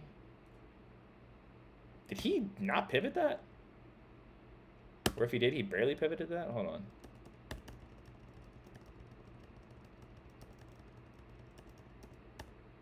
Foot cam off. That is damn near full rotation. On that hip, that's really sick. It's like, it was very kukonki. Backside scratch on that. Someone recently backsmithed that wall. Not recently, probably like 2-3 years ago, but it's pretty ridiculous to do anything on that thing. Bam was sick, man. Like nollie, it's funny, I was just skating with Sean at Mayberry, and I was trying to do nollie half cabs on transition, trying to get it like at coping, and I just kept saying like Bam Margera, it's like such a Bam trick to do. Look how fresh that brick coping was. What are your final thoughts on Braille finally destroying itself? I was watching a lot of your videos like a year ago. And then you just disappeared off YouTube. Then I saw a reel was Facebook with you. Oh yeah, I took a little break. Braille destroying itself. I think that it just kind of ran its course. Don't get me wrong. There's a lot of stuff that happened at the exact same time. But people will dogpile on anything as it's dying. I think people smell blood in the water and they just kind of go after it. I didn't really have much interest in making like a fucking piece about Braille dying or something like that. But I think they didn't do a good job changing. I think this is really what it is. I think that the formula that they had was the perfect formula that you could get for the most amount of views. But once that ran out, there was nothing that was even possible to replace it with outside of getting just like top tier pro skaters to get anywhere near those kind of views. So I think their time just ran out. You can only skate a skateboard made out of so many different things before people stop caring. They had a really good formula for getting people outside of skateboarding to watch their videos, and that's what they did. That's why they could get millions of views, because it's pretty rare that a skateboarding video is going to get 1 million views. It happens, but if you go to Thrasher, which is like the top skateboarding of all time, there's not a lot of videos that are going to have 1 million views on there. And Braille has had a bunch of 1 million view videos, so they're going pretty far outside of skateboarding to get it. But you see one thumbnail of someone skating a skateboard made out of glass. I mean, how many more videos do you need to watch of seeing a skateboard made out of something else? And I think they just kind of bled that dry. And then a bunch of other stuff came out that made them look really, really bad. And yeah, I don't know how done they are or how they could. That was sick. Was that fakey? I don't know what they could do to fix it. But I don't know. That's not I'm not in that corner of skateboarding. I don't know what any of those guys are doing. I know I love Mowgli, who doesn't work for Braille, but he did for a second. That's what I'll say about it. Whenever someone asks me about Braille from now on, I'm just like, I love Mowgli. But yeah, I think they are on their way out, and I do think that it's going to leave room for something to replace it. That is going to be a similar thing, like a how-to type of thing. And I think Skate IQ is going to be the people to do it. Yeah, Braille made a video out of everything except for a fucking good skateboard. Maybe that's what they should do. Maybe they should be a product review channel. There's a story. I don't think the footage ever came out, but whatchamacallit, Ben DeGrasse went to Braille and brought his brother, and they skated there. But I don't think anything ever happened with the footage.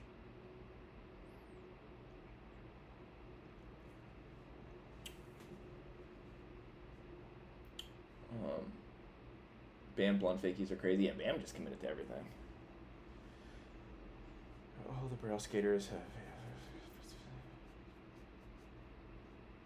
Get me a Whopper. Yeah, Mowgli, seeing Mowgli footage at Braille, it always seemed like he was just like a skate rat who accidentally stumbled into the warehouse one day and was just trying to do tricks and they filmed him. Mowgli definitely had just like, oh, that slam was insane. Gee, I don't even want to rewind it. I don't even think I want to watch it again, but I'm going to. That was a crazy slam.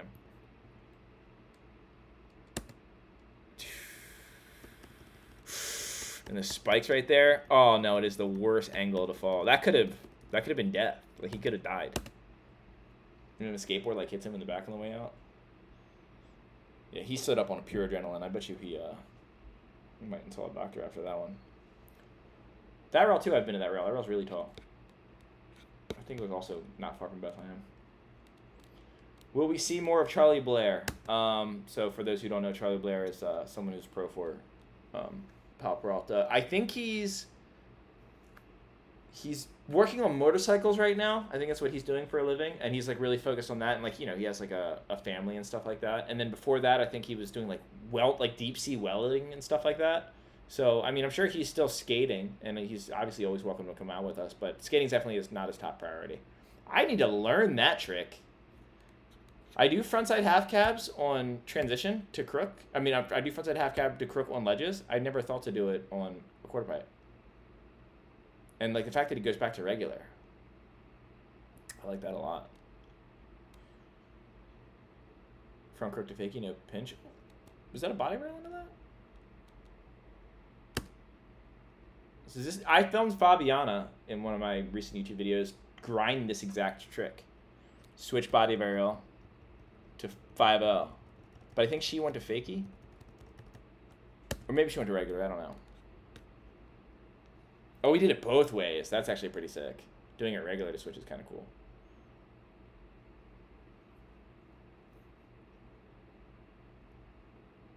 That's right, she tried to kick with that gap and just got massacred.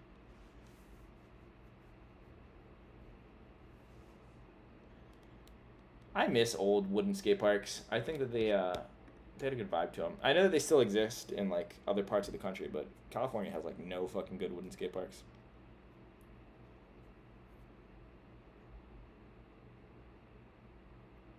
Anyone know someone that went out hard from a fall and never came back? Yeah, for sure. There's I'm trying to think of a pro. Let me think of a pro who that's happened to. Let me think. Devin Calloway, I believe, had such a gnarly knee tear that he couldn't make a full recovery back. Obviously, well, you can't really say Mike Moe because his didn't have to do with skateboarding, but I think Neil Mims' head injury definitely held him back from the trajectory that his career was on. Later, duh. Have a good one. I know people that it's happened to, but no one that you guys would know. Knee injuries is a big one. Cardiel, yeah, once again though, that he got ran over by a car. Like he was skitching and got stuck under the back tire.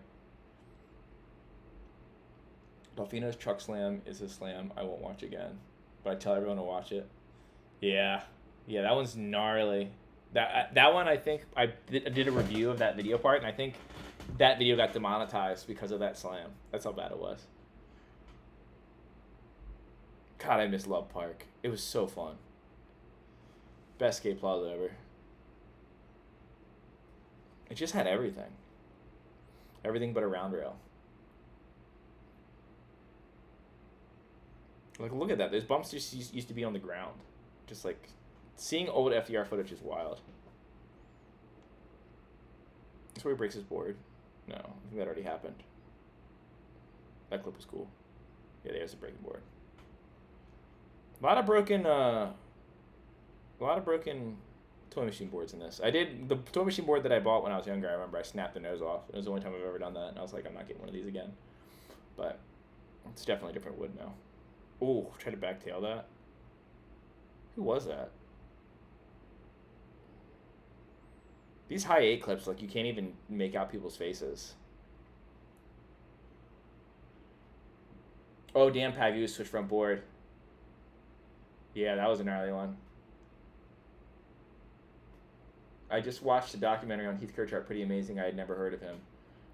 That's sick that you're being introduced to Heath Kirchart a little bit late, because then you can watch his whole entire legacy as a whole instead of waiting for it like we did. Yeah, Heath Kirchart, I think he's gonna go down in history as like I don't know, your skater's all-time favorite skater. I mean, he fucking backside 360 nose grabbed the big gap at the Mega Ramp. That's not even the kind of skating he does. He's not even like, he doesn't even skate stuff like that. He just can. Best style, huge stuff. He could also get a little secret tech. I think he's one of my favorite skaters to watch skate a handrail. Like, he just made it look smooth. This guy being bummed. In the background, I'm gonna check his fucking bike.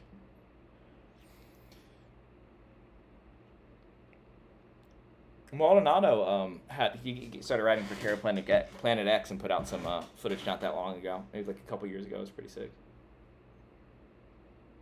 He did it with a broken. That's right. He broke his collarbone on one of the slams trying to do the backside 360 over the Mega Ramp, and then fucking ended up landing it. I could go on and on about Heath Kirchart. I'll probably film a video about Heath Kirchart. I want to do a video about Heath Kirchart. I want to do a video about Steve Barra, because that would be fun. Eric Costin. Let's see. What did? He backed up at me again. Also been shot. I got hit by a car, and then they backed up and hit you again, and you've also been shot. Oh man. So it's like a thing where, like, if you fall, it could kill you. Like, it's that sort of brain injury, or is it like you physically not really move around that well because of it? This head hit's brutal right here. Breaks his truck off. Just, bah! If the volume was on, you could hear. Ray Barbie is sick. That's so crazy. Yeah, Boom. My man Boom went through it.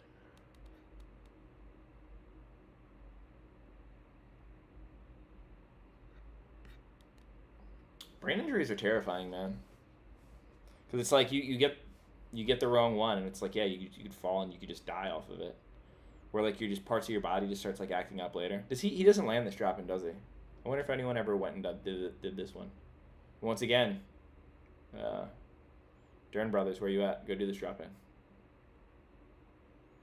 You suggest watching the end? Oh, do a video about like Birdhouse. That could be fun. Let me see. The best way to do this is like this. That way I can leave this playing. Go to YouTube.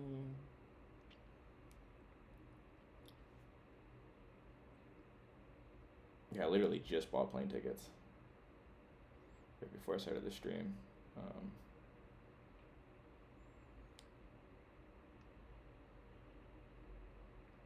Damn, 170 people in here? All right, people. Do I ever watch on videos? Not only do I watch on videos, I am a huge on video stan. When I saw McKinsey, he used to work for Transworld, and I saw him at Stoner. He skates all the time. Dead Hippie on Instagram. Really cool account. He does this thing where he'll go to old skate spots and show like a photo of how it used to look and then how it looks today. Really cool account. But anyways, since he worked at Transworld, and I think Transworld had acquired 4-on-1 and on video, he like gave me an on video hat, and I wore that hat consistently every single day for like 6 months straight, to where it was like a light blue hat, so it got really gross really fast, and I didn't care. I was just like, dude, on video is the shit. I love on videos. Their thing that they did on Carlsbad, and then the thing that they did AMs versus pros, like who's better, or like how AMs sometimes are better than the pros, I think are some of the coolest articles and editing ever. Their opening montages were always really entertaining. The only people who ever really got away with using a Bright Eyes song in a skateboard video, they used Lover I Don't Have to Love, and I remember being like, there's no way that they're actually using this song. But it worked in the edit. It was sick. Yeah, I mean, if you're not familiar with what we're talking about, On Video is an old video magazine that used to compete with 4-on-1. And it was like, there was On Video, there was Logic, there was 4-on-1, there was Progression, and obviously 4-on-1 is the biggest, but On Video was the best, in my opinion. Oh, dude, thanks so much, Boom. Let's see, let me just scroll back. You still here? I feel like I might have missed something else. My legs and feet always feel numb, like they're asleep. Oh, that sounds scary. I recently saw someone. It was on Instagram. It was like someone who was paralyzed, and they were describing what it feels like to be paralyzed. And it was like, yeah, it's like you feel like you're trapped in your own body or whatever. And it's sort of like, yeah, like the numb legs, but like you actually can't feel them at all. But even just like my legs fall asleep all the time. I don't have the best blood circulation, and I can only imagine how fucking annoying that is on like a daily basis. I feel for you, Boom. I feel like I just missed something. Maybe not. Captain and Casey show was decent. It was decent. Captain and Casey show was really just footage from Logic videos being reused, though. That's all it really was. Kind of like Skate Maps on Fuel TV was really just like the B-roll of, holy shit, dude. You know what I just realized? Huh. That's so Vicious Cycle, and then the Zyork video, the video that Zara put out with his friends, and then the Zyork video, was all of the footage from that, all the B-roll, is what the show Skate Maps was. So in a weird way, the exact blueprint of what I do for my video when I go out with Pal Peralta specifically is exactly that. I am documenting the B-roll and some of the makes of the video project that they're working on. I never really thought about it like that. Like that's what Skate Maps was. I mean, I love Skate Maps. I thought that was super cool. I'm really excited for everyone to see the Pal Peralta full-length video too, so they can see like, oh yeah, like I saw in Dan's video that they were at that spot, and I knew that they got something, and I get to see the clips that they got. And I think having a description of the spot to have a better understanding of what got done, like you can really judge it better, I think is a kind of a cool thing to have. I forgot about this footage. Like this dude's just trying to drop in. I don't even remember if he does. I think he doesn't. I think he just like he's just out there having a mental breakdown. Skate TV. So I'm not old enough to remember Skate TV in the sense that I watched it when it was out. It was out when I was a kid, but I didn't watch it. But I have seen episodes of it. Skate TV was pretty cool. Yeah, Bricktown's super OG. Bricktown's been around forever. That 10 stair. I mean, there it is. Here we go. Fakey Ollie. Or was that Nolly? Who was that? Was that Jamie Thomas? Or was that Alyssa Steamer trying Fakey Ollie? No, wait. That'd be Nolly if it was Alyssa. Yeah, that guy was absolutely hammered. The end. So okay, the Pal Peralta full length. There's a lot to talk about. It's hard to say when it's coming out. We have a video coming out. Oh, there's more. Oh, this is the Red Wedding. What is Dale calling me for?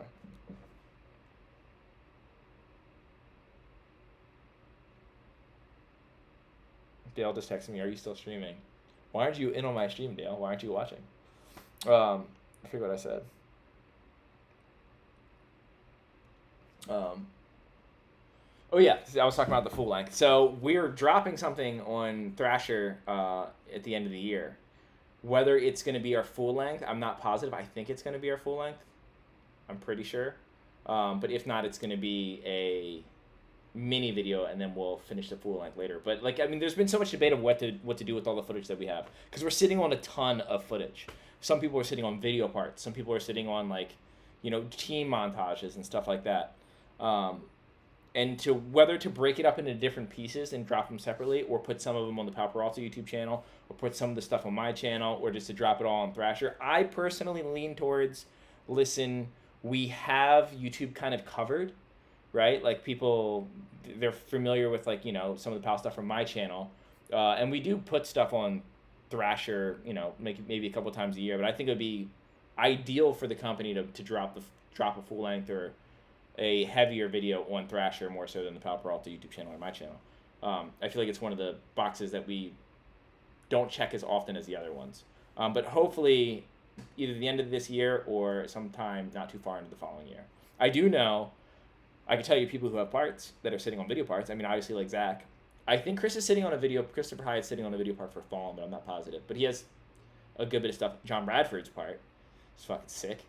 Um, Lucas is obviously always filming. I'm sitting on like a minute of footage. Um, who else? Who else do I know? Oh, Matthew. Matthew's part's just gonna be fucking crazy. Matthew street skates like when he comes out with us, and I can't even show you the tricks that he's trying because it's stuff that he's saving for his part. Like Matthew gets down, dude. I think Matthew's gonna have my favorite part. And as far as like people like Phil and stuff like that who are in Canada, I know that he's out filming with his guys. And then of course Andy Anderson drops a part next month, which isn't going to be in the full length, but he is dropping a part next month, and I do believe that part will be on the Pop Peralta YouTube channel, like the last one was. But it's gonna be sick. Remember when Rocco destroyed PAL and made $100 million off of it? Did he make $100 million? He sold World Industry for like some millions of dollars. I remember that, but I remember it was like I heard a rumor that it was like the first company in the skateboarding world to go on the stock market or something like that. What is this about? King of the Road 2006. That's really fun that this is coming up right now. That's very serendipitous that King of the Road 2006 is... Get off of that frame. Is it's funny. If any of my friends are watching this and they see this, they know why that's funny. What do you think? Should we how far into this stream are we? We've been on for a minute. I feel like everyone had a good time. I'll respond to some people in the chat though before I go. I'll talk to you guys for a minute.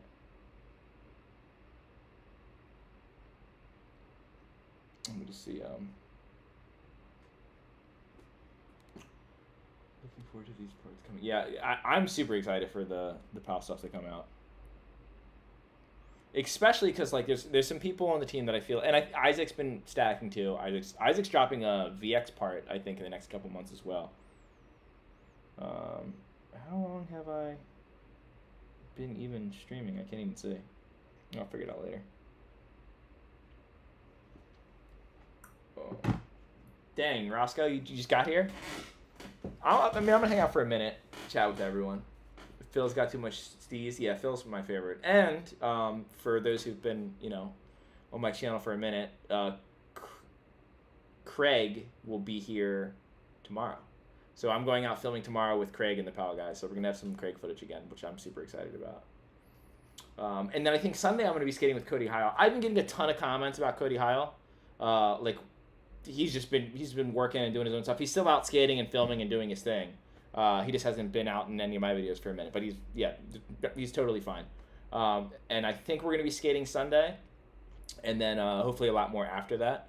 Cody's been murdering it. When am I coming to Honolulu, Dan? Good. That's a great question. Devin and me, like we're driving back from a skate park the other day, and we were just like, should we just go to Hawaii? I think Honolulu is in Hawaii, right? Maybe not. I think it is. And we were like, man, we both have plans. I'm going to the East Coast, and he has, I forget where he's going. I think he's going to go somewhere in the Midwest or whatever. Maybe he's going back to Florida. But we almost bought like really impromptu tickets to Hawaii like for this week. So when I get back, definitely San Francisco, definitely Hawaii. And I'm also, one of the other big reasons that I'm going home is to get my passports situated. So it's going to be sick. I'm going to try to meet up with Skate Nomad in some foreign countries. Yeah, Isaac's definitely crushing it in my videos all the time. I totally agree, Boom. Big fan of that boy. We want to see your Lancaster footage. My Lancaster footage as in when we all went out there? I'll tell you this, I need to go back to Lancaster, if that's what you're talking about. If you're talking about the 28th there, because I got to go back. I need to go to that spot. Barcelona would be sick. Yep. I want to do Japan. Dude, Bev Up's always going to Japan, and he always like, you should come with me. And I'm like, I got to get my passport situated. But all of my like paperwork and stuff is all lost, and I have to like go to Maryland to get a lot of this stuff sorted out. It's just annoying. I did try to get like my birth certificate mailed to me, and I paid this fee, and then it didn't come, and then there was like all this, just a bunch of red tape to get through. It was a nightmare.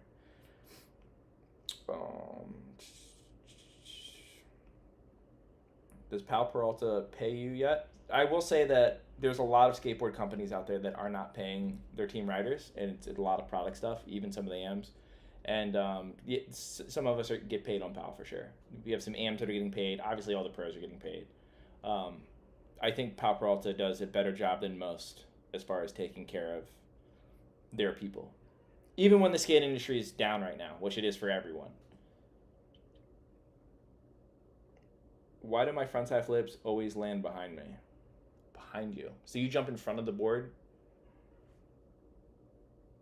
I've honestly, are you doing them very musky? Are they going very vertical? Because I don't know if I've ever had. I always had the opposite problem. My frontside flips go too far in front of me. So I would imagine you're flicking phantom flippy. Like I imagine it's doing kind of a musket-y thing. And to that, I would say treat it more like a kickflip at 9 o'clock instead of a full 180 flip. Like flick as you're rotating, flick literally at 9 o'clock. Or if you're goofy, you would flick at 3 o'clock. Pal Peralta has a huge family. You're not wrong. Pal Peralta has a huge team. Yeah, Bevo's in Germany right now, some bugger. He goes out there for a fingerboard company that he rides for. Because if you didn't know, Bevo's really good at fingerboarding. If it ain't better than fun, I know why it's going straight to Thrasher. Dude, fun is what a crazy. The new video is going to be nothing like fun. But what is funny though is the video that we're doing right now is kind of the opposite of fun. The video fun was called fun, but the only fun that anyone ever had was just in the name. Everyone was brutally destroying themselves, jumping on the biggest stuff of their career. It was a lot of like people who are no names, who were really hungry and trying to make a name for themselves, who maybe lacked in like some of the marketing thing or just hadn't been discovered yet. And they were just going all out. Like the joke was fun stood for fuck under 9, as in like don't skate anything under 9 stairs. And dude, that not saying that there's not a lot of gnarly skating in the video that we're working on right now. In fact, there's definitely some gnarlier skating in the video that we're working on now. But that's not the angle of it. This video should be called like not fun or like work because we're having so much fun making it. Like it's very playful. You see what the sessions are like. Old DeVille was very much like, okay, we're getting up at this time, we're going to the spot, you're jumping on this handrail, and if not, like you're walking home. Like the team managers of the time in the mid 2000s were very strict and like we're trying to get shit done. Pal Peralta, it helps that we're a legacy brand and we have such a following that we really can enjoy ourselves and take our time. Don't get me wrong, there are people who are very motivated and there are people who are like, I'm trying to get some shit done. But if you're not feeling that day, then there's no, insane pressure on you. They're going to put out whatever you give them, and if you don't put anything out, then that's on you. It's not as much pressure, I don't think. And in my opinion, that brings out the best skating. I think I don't even want to give that example because that's talking numbers. It's probably not my job to talk, or not my place to talk about. But yeah, I think it's a really good way to run a skateboard company. Josh Hawkins is one of the most underrated skateboarders of all time. If Josh Hawkins came out today and wore baggier pants, I think he would be he would be like someone that all the skaters really liked. I think Josh Hawkins had a lot of the wrong sponsors, Pal Peralta included. Pal at the time wasn't the coolest company. And I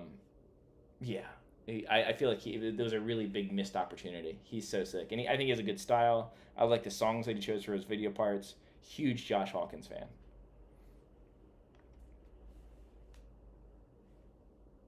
Let all action sports have squash all the beefs and let all action sports have pros who have health insurance. I wish that that was realistic, that companies could do that. But I think, especially in the hard goods world of something as niche as skateboarding, there's not as much money as you probably think in skateboarding. There's just too many companies. So like for any company there's no board company out there. Like you think of the biggest board companies out there like Primitive or Baker or whatever. The amount of money that they're selling off a lot of those boards, it's probably nowhere near as much as you think because they're competing with not just every other board company but all the skate shops and all the blank board companies and the mini logos and the garage skateboard companies and stuff like that. There's just too much out there to make enough money So I think the only way that a skater is realistically going to get health insurance is off of shoe sponsor or an energy drink sponsor. Who comes to mind when I think of Minnesota skateboarders? I'm not positive if he's from there, but the first name that comes to mind is John Alley. He might not be from there, though. But that's what I think of. Second skater that comes to mind would be Davis Turgeson. And then Cody Davis comes to mind. I mean, basically third layer comes to mind, but also Familia.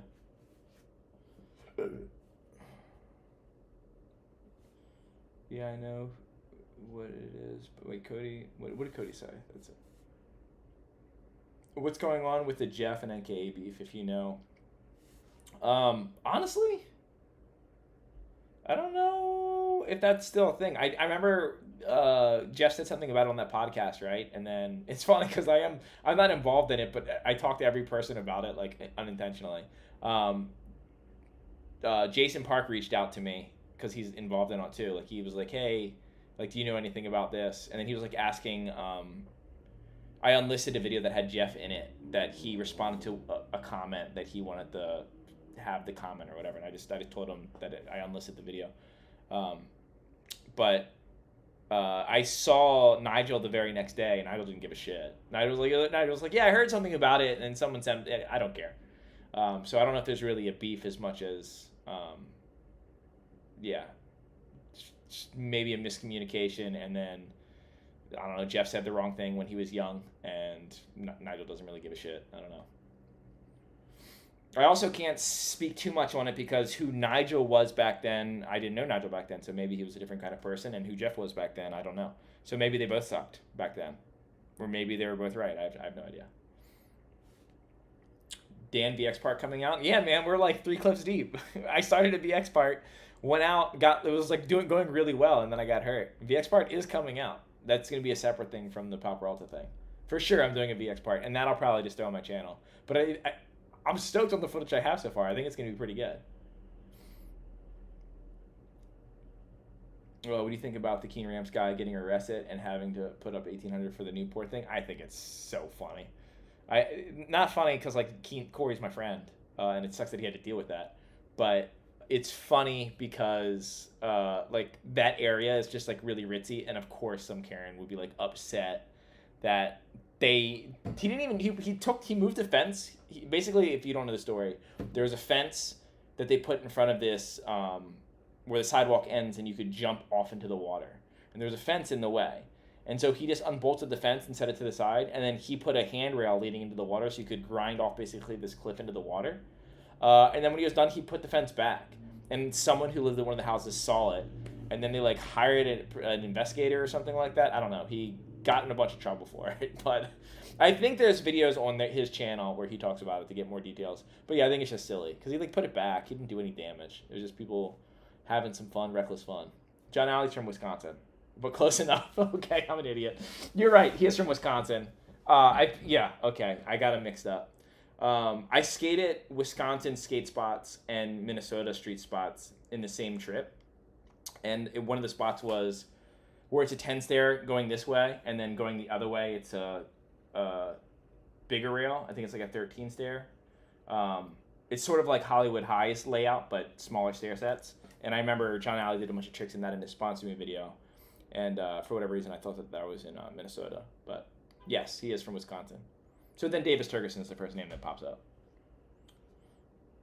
I'm a mailman in Minnesota, and one of the kids on my route apparently rides for Santa Cruz. That's sick. Dude, Minnesota, kind of an unsung city. There's a lot of really, if you get a chance, go watch the Boondoggle video. Really good skate video. Nollie Front Hurricane goes down on a church-style handrail forever ago by Davis Turgeson. Super good video.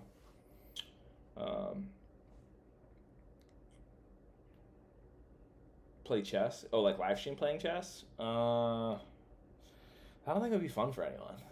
I mean, I've played a few people who watch my videos in chess. You know who I played not that long ago? I forget his name. He was pro for Element. And fuck, dude, what was his name? It starts with an M, I want to say. He would frontside 360 everything. He's like a big afro. He's from Brazil or something like that. and we were talking about chess or whatever. And he was like, "Oh yeah, we should play sometime." And we played, and he's like, I forget what he's rated. He's like rated like 1700 or something like that. He played me once, wiped the floor with me, and then just never played me again because I wasn't anywhere near his level. Have you heard of Josh Green? Sounds familiar. R.I.P. James Hardy. Yeah, I fully agree with that. Madman out of Alabama. Proof that good skaters can come out of anywhere. Because, I mean, don't get me wrong, Alabama has some spots, but it's not like a skateboarding hub or whatever. And he was super sick. I mean, Jamie Thomas too, but James Hardy was definitely different. Is Mowgli ever going to go back to that Torrance High Gap? I don't think I know what the Torrance High Gap is. So, maybe. Mowgli, if you hear this, go back to that gap. The Alabama Slammer. Was the skate shop that was in Alabama? Is it Faith Skate Shop or whatever? Dan, you remember Mike Hayes, laser flip guy on Alien from Daytona? Yes, I do. I absolutely do. Josh Green's Speed Demons part. Josh Green.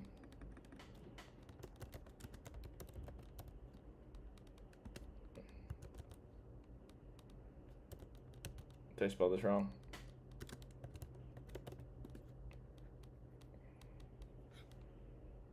Is this it? Melbourne guy, huh? Skateboarding bloke. Oh, is this the kickflip back tail kickflip guy? Oh, this is 10 years ago, so I guess not. I feel like this is the wrong Josh Green. Is this the right Josh Green? Nollie tray over rail from Hardy. Dude, the nollie tray that James Hardy did over that handrail to the bank is one of the best tricks. Like the best looking nollie trays ever. It almost kind of went end over end. But I will say the best trick ever done at that spot. I'll give you a hint. He rode for Pau Peralta. What did he do at that spot? I'll give everyone a couple minutes to try to think of what trick has been done at that spot that's better than the nollie tray. And I'll respond to comments in the meantime. If you give me the right answer, I'll get your Venmo. You can DM me your Venmo on Instagram, and I'll Venmo you $10. You have 1 minute.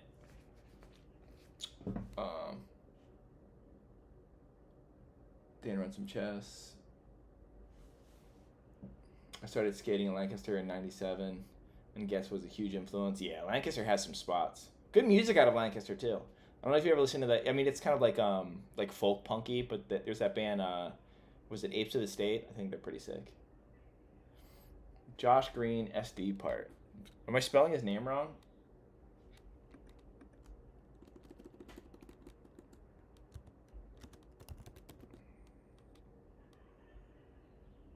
Should I take the E off, maybe? This? Is this guy?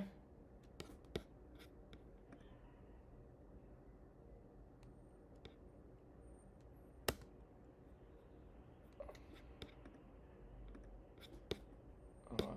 What does this say? Dawson Hillary Shanks? Like Hillary Shank, the girl from... Give me a second. She is from... I want to say Minnesota, but I know that's not correct. And it's not Wisconsin either. She's from... I dated a girl who went to school out there and was friends with her. And I cannot think of what state that was. It's a Midwest state. But I met her a couple times, and she was really nice. I don't know if there's some weird drama with her or something while you're asking, but I think she's rad. She loves skateboarding. I definitely can say that. I mean, any time that someone is like making a living or doing something outside of skateboarding, and they still skateboard a ton. Like I have so much respect for it. So that's like models that like also skateboard and they lose jobs because of it. Like if you get scratched up or whatever, like it can negatively affect your modeling gigs. But they love skateboarding that much. Or like some people who are in the music industry, they're rappers, they're rock stars, whatever, and they still skateboard. I think those are some of the truest skateboarders ever, because they could be doing whatever they want, like all these other options, and they still choose to skateboard. So, and I know that, Hillary's not like on that level, but, she used to do like modeling and stuff like that, I'm pretty sure. So time's up. Did anyone have the guess? Let me see if anyone had any good guesses. Tiago, and I'll let this part play while I read. Nollie flip? No. What did Tony? Why didn't Tony stay with Peralta? Did he go and start Birdhouse after? I don't even know. Ryan trying to remember his first name. Switch tray. Switch tray. Who did switch tray? Did Zare do switch tray? But no, that's not it. Didn't Brandon Turner switch tray? I think it is Brandon Turner who did switch tray actually.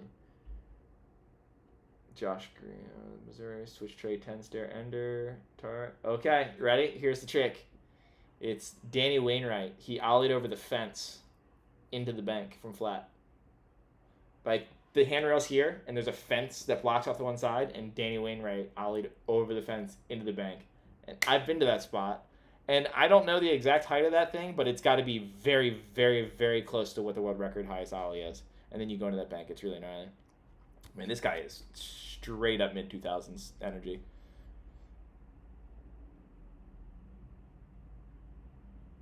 Oh, dude, I miss the baseball tees. This guy's getting down. Switch trays.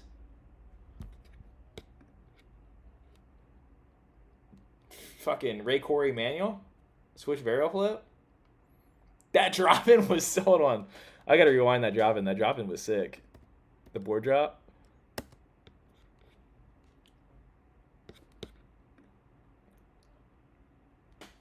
That was a crazy looking board drop. This is pretty much like how I used to dress. This is how everyone used to dress back then. Yeah, highest ollie. Danny Wainwright, for sure. That's who I said did the ollie over the fence, right? Danny Wainwright. Did I say the right name?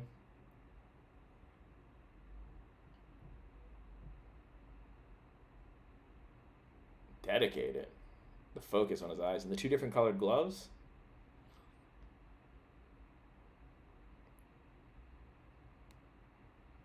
Kickflip straight into Tic Tacs and then a properly wrapped Impossible. I love videos like this. Just like people who I haven't heard of and just like seeing what they had. Oh, no way. That was so... Hold on. Was the board already broken? Or did he break his board in the middle of the line and still lay in the line? I think it was already broken. That clip's awesome. That clip should go viral.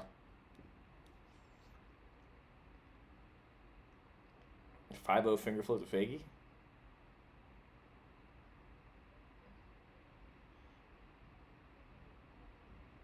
Kind of has some Burt Wooten vibe to him, doesn't he?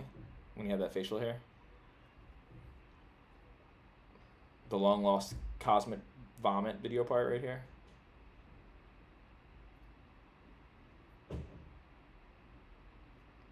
Yeah, they're sick. I missed that clip. Another body rail. Oh, kickflip body rail. Man, this guy's body railing.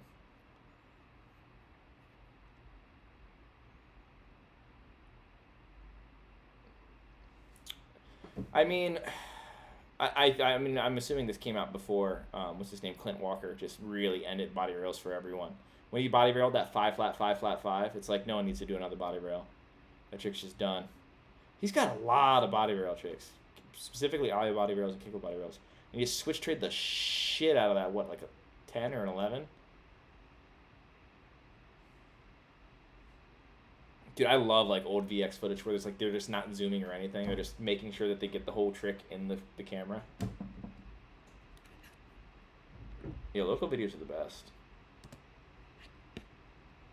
You know, that's probably like the hot set of stairs in his hometown. Like, oh, he switch traded the Gliebenheimer 11 stair. Legend right here, dude. This guy went down in history. That was sick. That was a fun watch.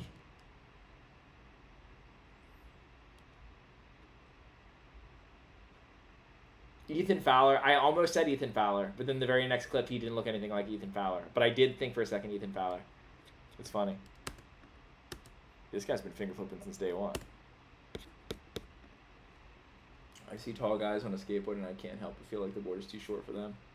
I saw some when I was riding that 875 board for a while, and it had a 15-inch wheelbase. I would get a lot of comments like, "That board's too big for you."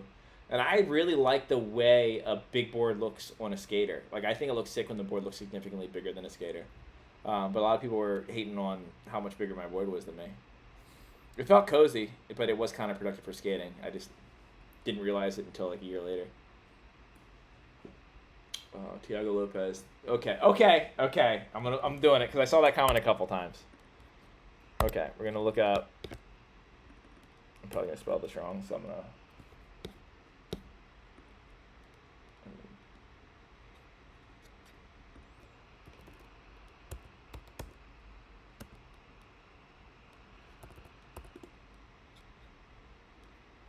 Okay.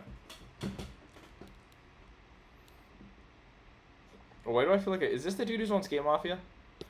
He does all the weird, like Wally pressure stuff. It is that guy. I'm pretty sure. Yeah. Okay. It's just that guy. It is that guy. I'm not like this type of wall ride flip stuff is not my favorite. Like it's very kind of pressury and like even though you can do it consistently and like get consistent flips out of it using like the corner of the wall and stuff like that, I'm not a huge fan of the way it looks. This guy does do a lot of really cool stuff and he's like got some really wild rally variations. But I'm not a fan of like a lot of the tap skating, like a lot of quick. I like quick-footed stuff, but I like quick-footed stuff that involves, you know, like lengthier grinds and stuff like that. That was cool. I don't have a problem with this guy though. Like he's definitely done a lot of stuff that I was super stoked on, but he's not one of my like favorites to watch. Whatever. He definitely does some crazy shit though. There's that trick there, the back 180 switch crook. Not like half cat flip. That looked like it was very hard. Yeah, just it's this is all very, very difficult stuff. It's just it doesn't really get me hyped to skate. Definitely rally variation. Rally late big spin. Like the way him and whatchamacallit does their rallies too, I don't really like it. Like they kind of let their feet come off and the board will kind of bounce like really low. I like it when people do wallies and rallies and they go up higher. I think that looks a lot cooler. And he doesn't get 4 down a lot. He did that so good though. That flipped so perfectly. But like at the exact same time, like find me a skater who could do any of these tricks in this video part. Like there's a ton of like we did that really good too. Dude's super fucking good. It's just not what really gets me hyped on skating. Like basically he's just a better version of me. Like he does technical. I mean I like longer grinds and stuff like that, but he does like did that go under?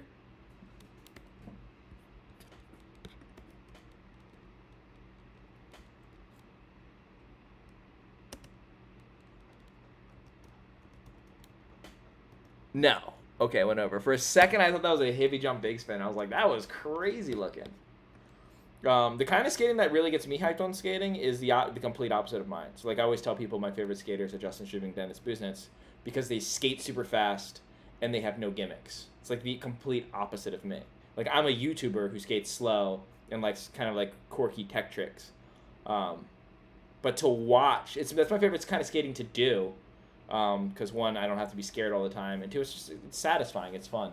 My favorite, also just like long grinds, is something that I really enjoy doing. But for some reason, I thought that was. I remember seeing that clip before, and I remember thinking it was a lot taller than that.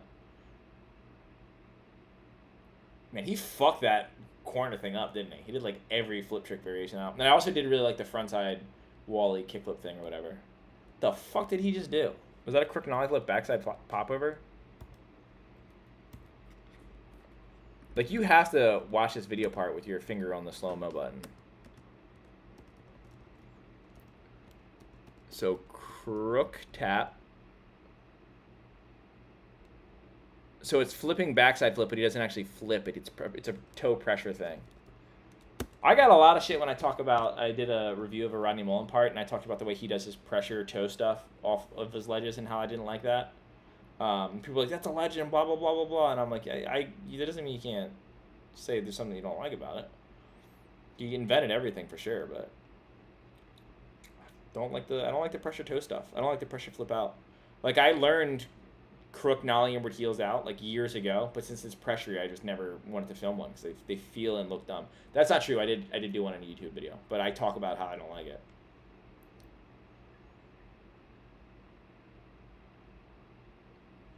Oh, he does some fuck shit on this ledge. Barrel flip nose grind body barrel. You know who I'd like to see get a little bit more shine? Who, he's not this kind of skating, but he's like super over the top tech, and he gets down though. But he doesn't do any of the pressure flips. He properly, I don't want to say properly as in like insulting this guy, but he like flicks his flip tricks out of grinds. Spencer Brown. Spencer Brown's pretty fucked. He just moved to Long Beach recently too. I need to get out with that dude. He just varial flip like a 1, 2, 3, 4, 5, 6, 7, 8, 9, 10, 11, 12. So 12? He varial flipped to 12 there? That was a weird ender choice, I think. I mean, it's sort of what I was talking about earlier, though. Like, oh, I want to have a trick in my part that people are going to be surprised that I'm the one who did that trick. Maybe that's how he felt about that. But, yeah, I think that part had a lot of other crazier stuff.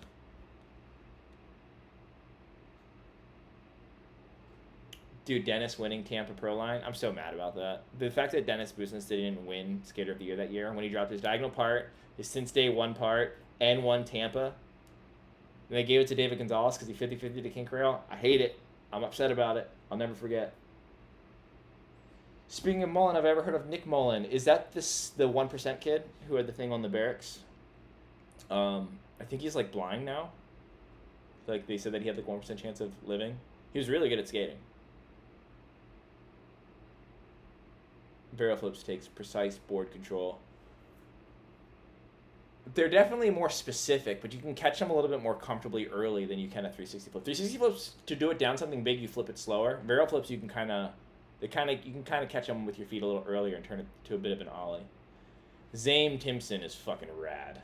Rest in peace. That dude did a lot of really fucking cool shit. The nose block they did on Clipper, best trick ever done on Clipper. He on Clipper, ollied out, grabbed his tail, and scraped the tip of his nose down the hubba. So sick. What will be the next trend? Who knows? Hindsight. Dude, you're getting here right as I'm getting out, dude. This is my gamer homie. Got me through Zelda Ocarina of Time. I'm about to actually click off. Because we've been, I don't know how long we've been on here, but it's been over an hour, maybe 2 hours. You have a lot of knowledge when it comes to skateboarding. What or who got you into skating? I'll tell this story real quick before I get off. I've been skating started skating when I was like 13. I'd push around on my knee before that, like when I was like a kid. But my cousin had a skateboard as a Power Rangers board, and I would just like push around in the kitchen on my knee. And then years later, my brother's best friend at the time, Tim Kish, just randomly took me across the street and was like, hey, this is how you ollie. And the second I ollied, that was it. Like, obsessed ever since. Because I've always been really into tricks, and skateboarding is all about tricks. And never looked back. I've never quit. You know, I've never taken a break, like, if it wasn't for, like, an injury. Like, I've never been like, I gotta stop skating for a little bit. I've just been nonstop obsessed ever since. Clear clothing's the next trend. That'd be pretty funny. Am I leaving Cali for good? No. I mean, I don't know. Maybe eventually. But this trip that I'm going to the East Coast is for 15 days. And then I'll be coming back. But I'm still very open to the idea of going different places. I'm trying to get some cross-country road trip stuff going on. I'm trying to get out of the country. Yeah, a lot of stuff. But, all right, everybody. Thanks for tuning in. Hope you had a good time. Once again, I say a little bit more on subject this time. A little bit more. Just talking about Toy Machine. And I tried to keep the chat a little bit more towards the end. But I hope everyone has a good night. I had a good time. I'm going to go get some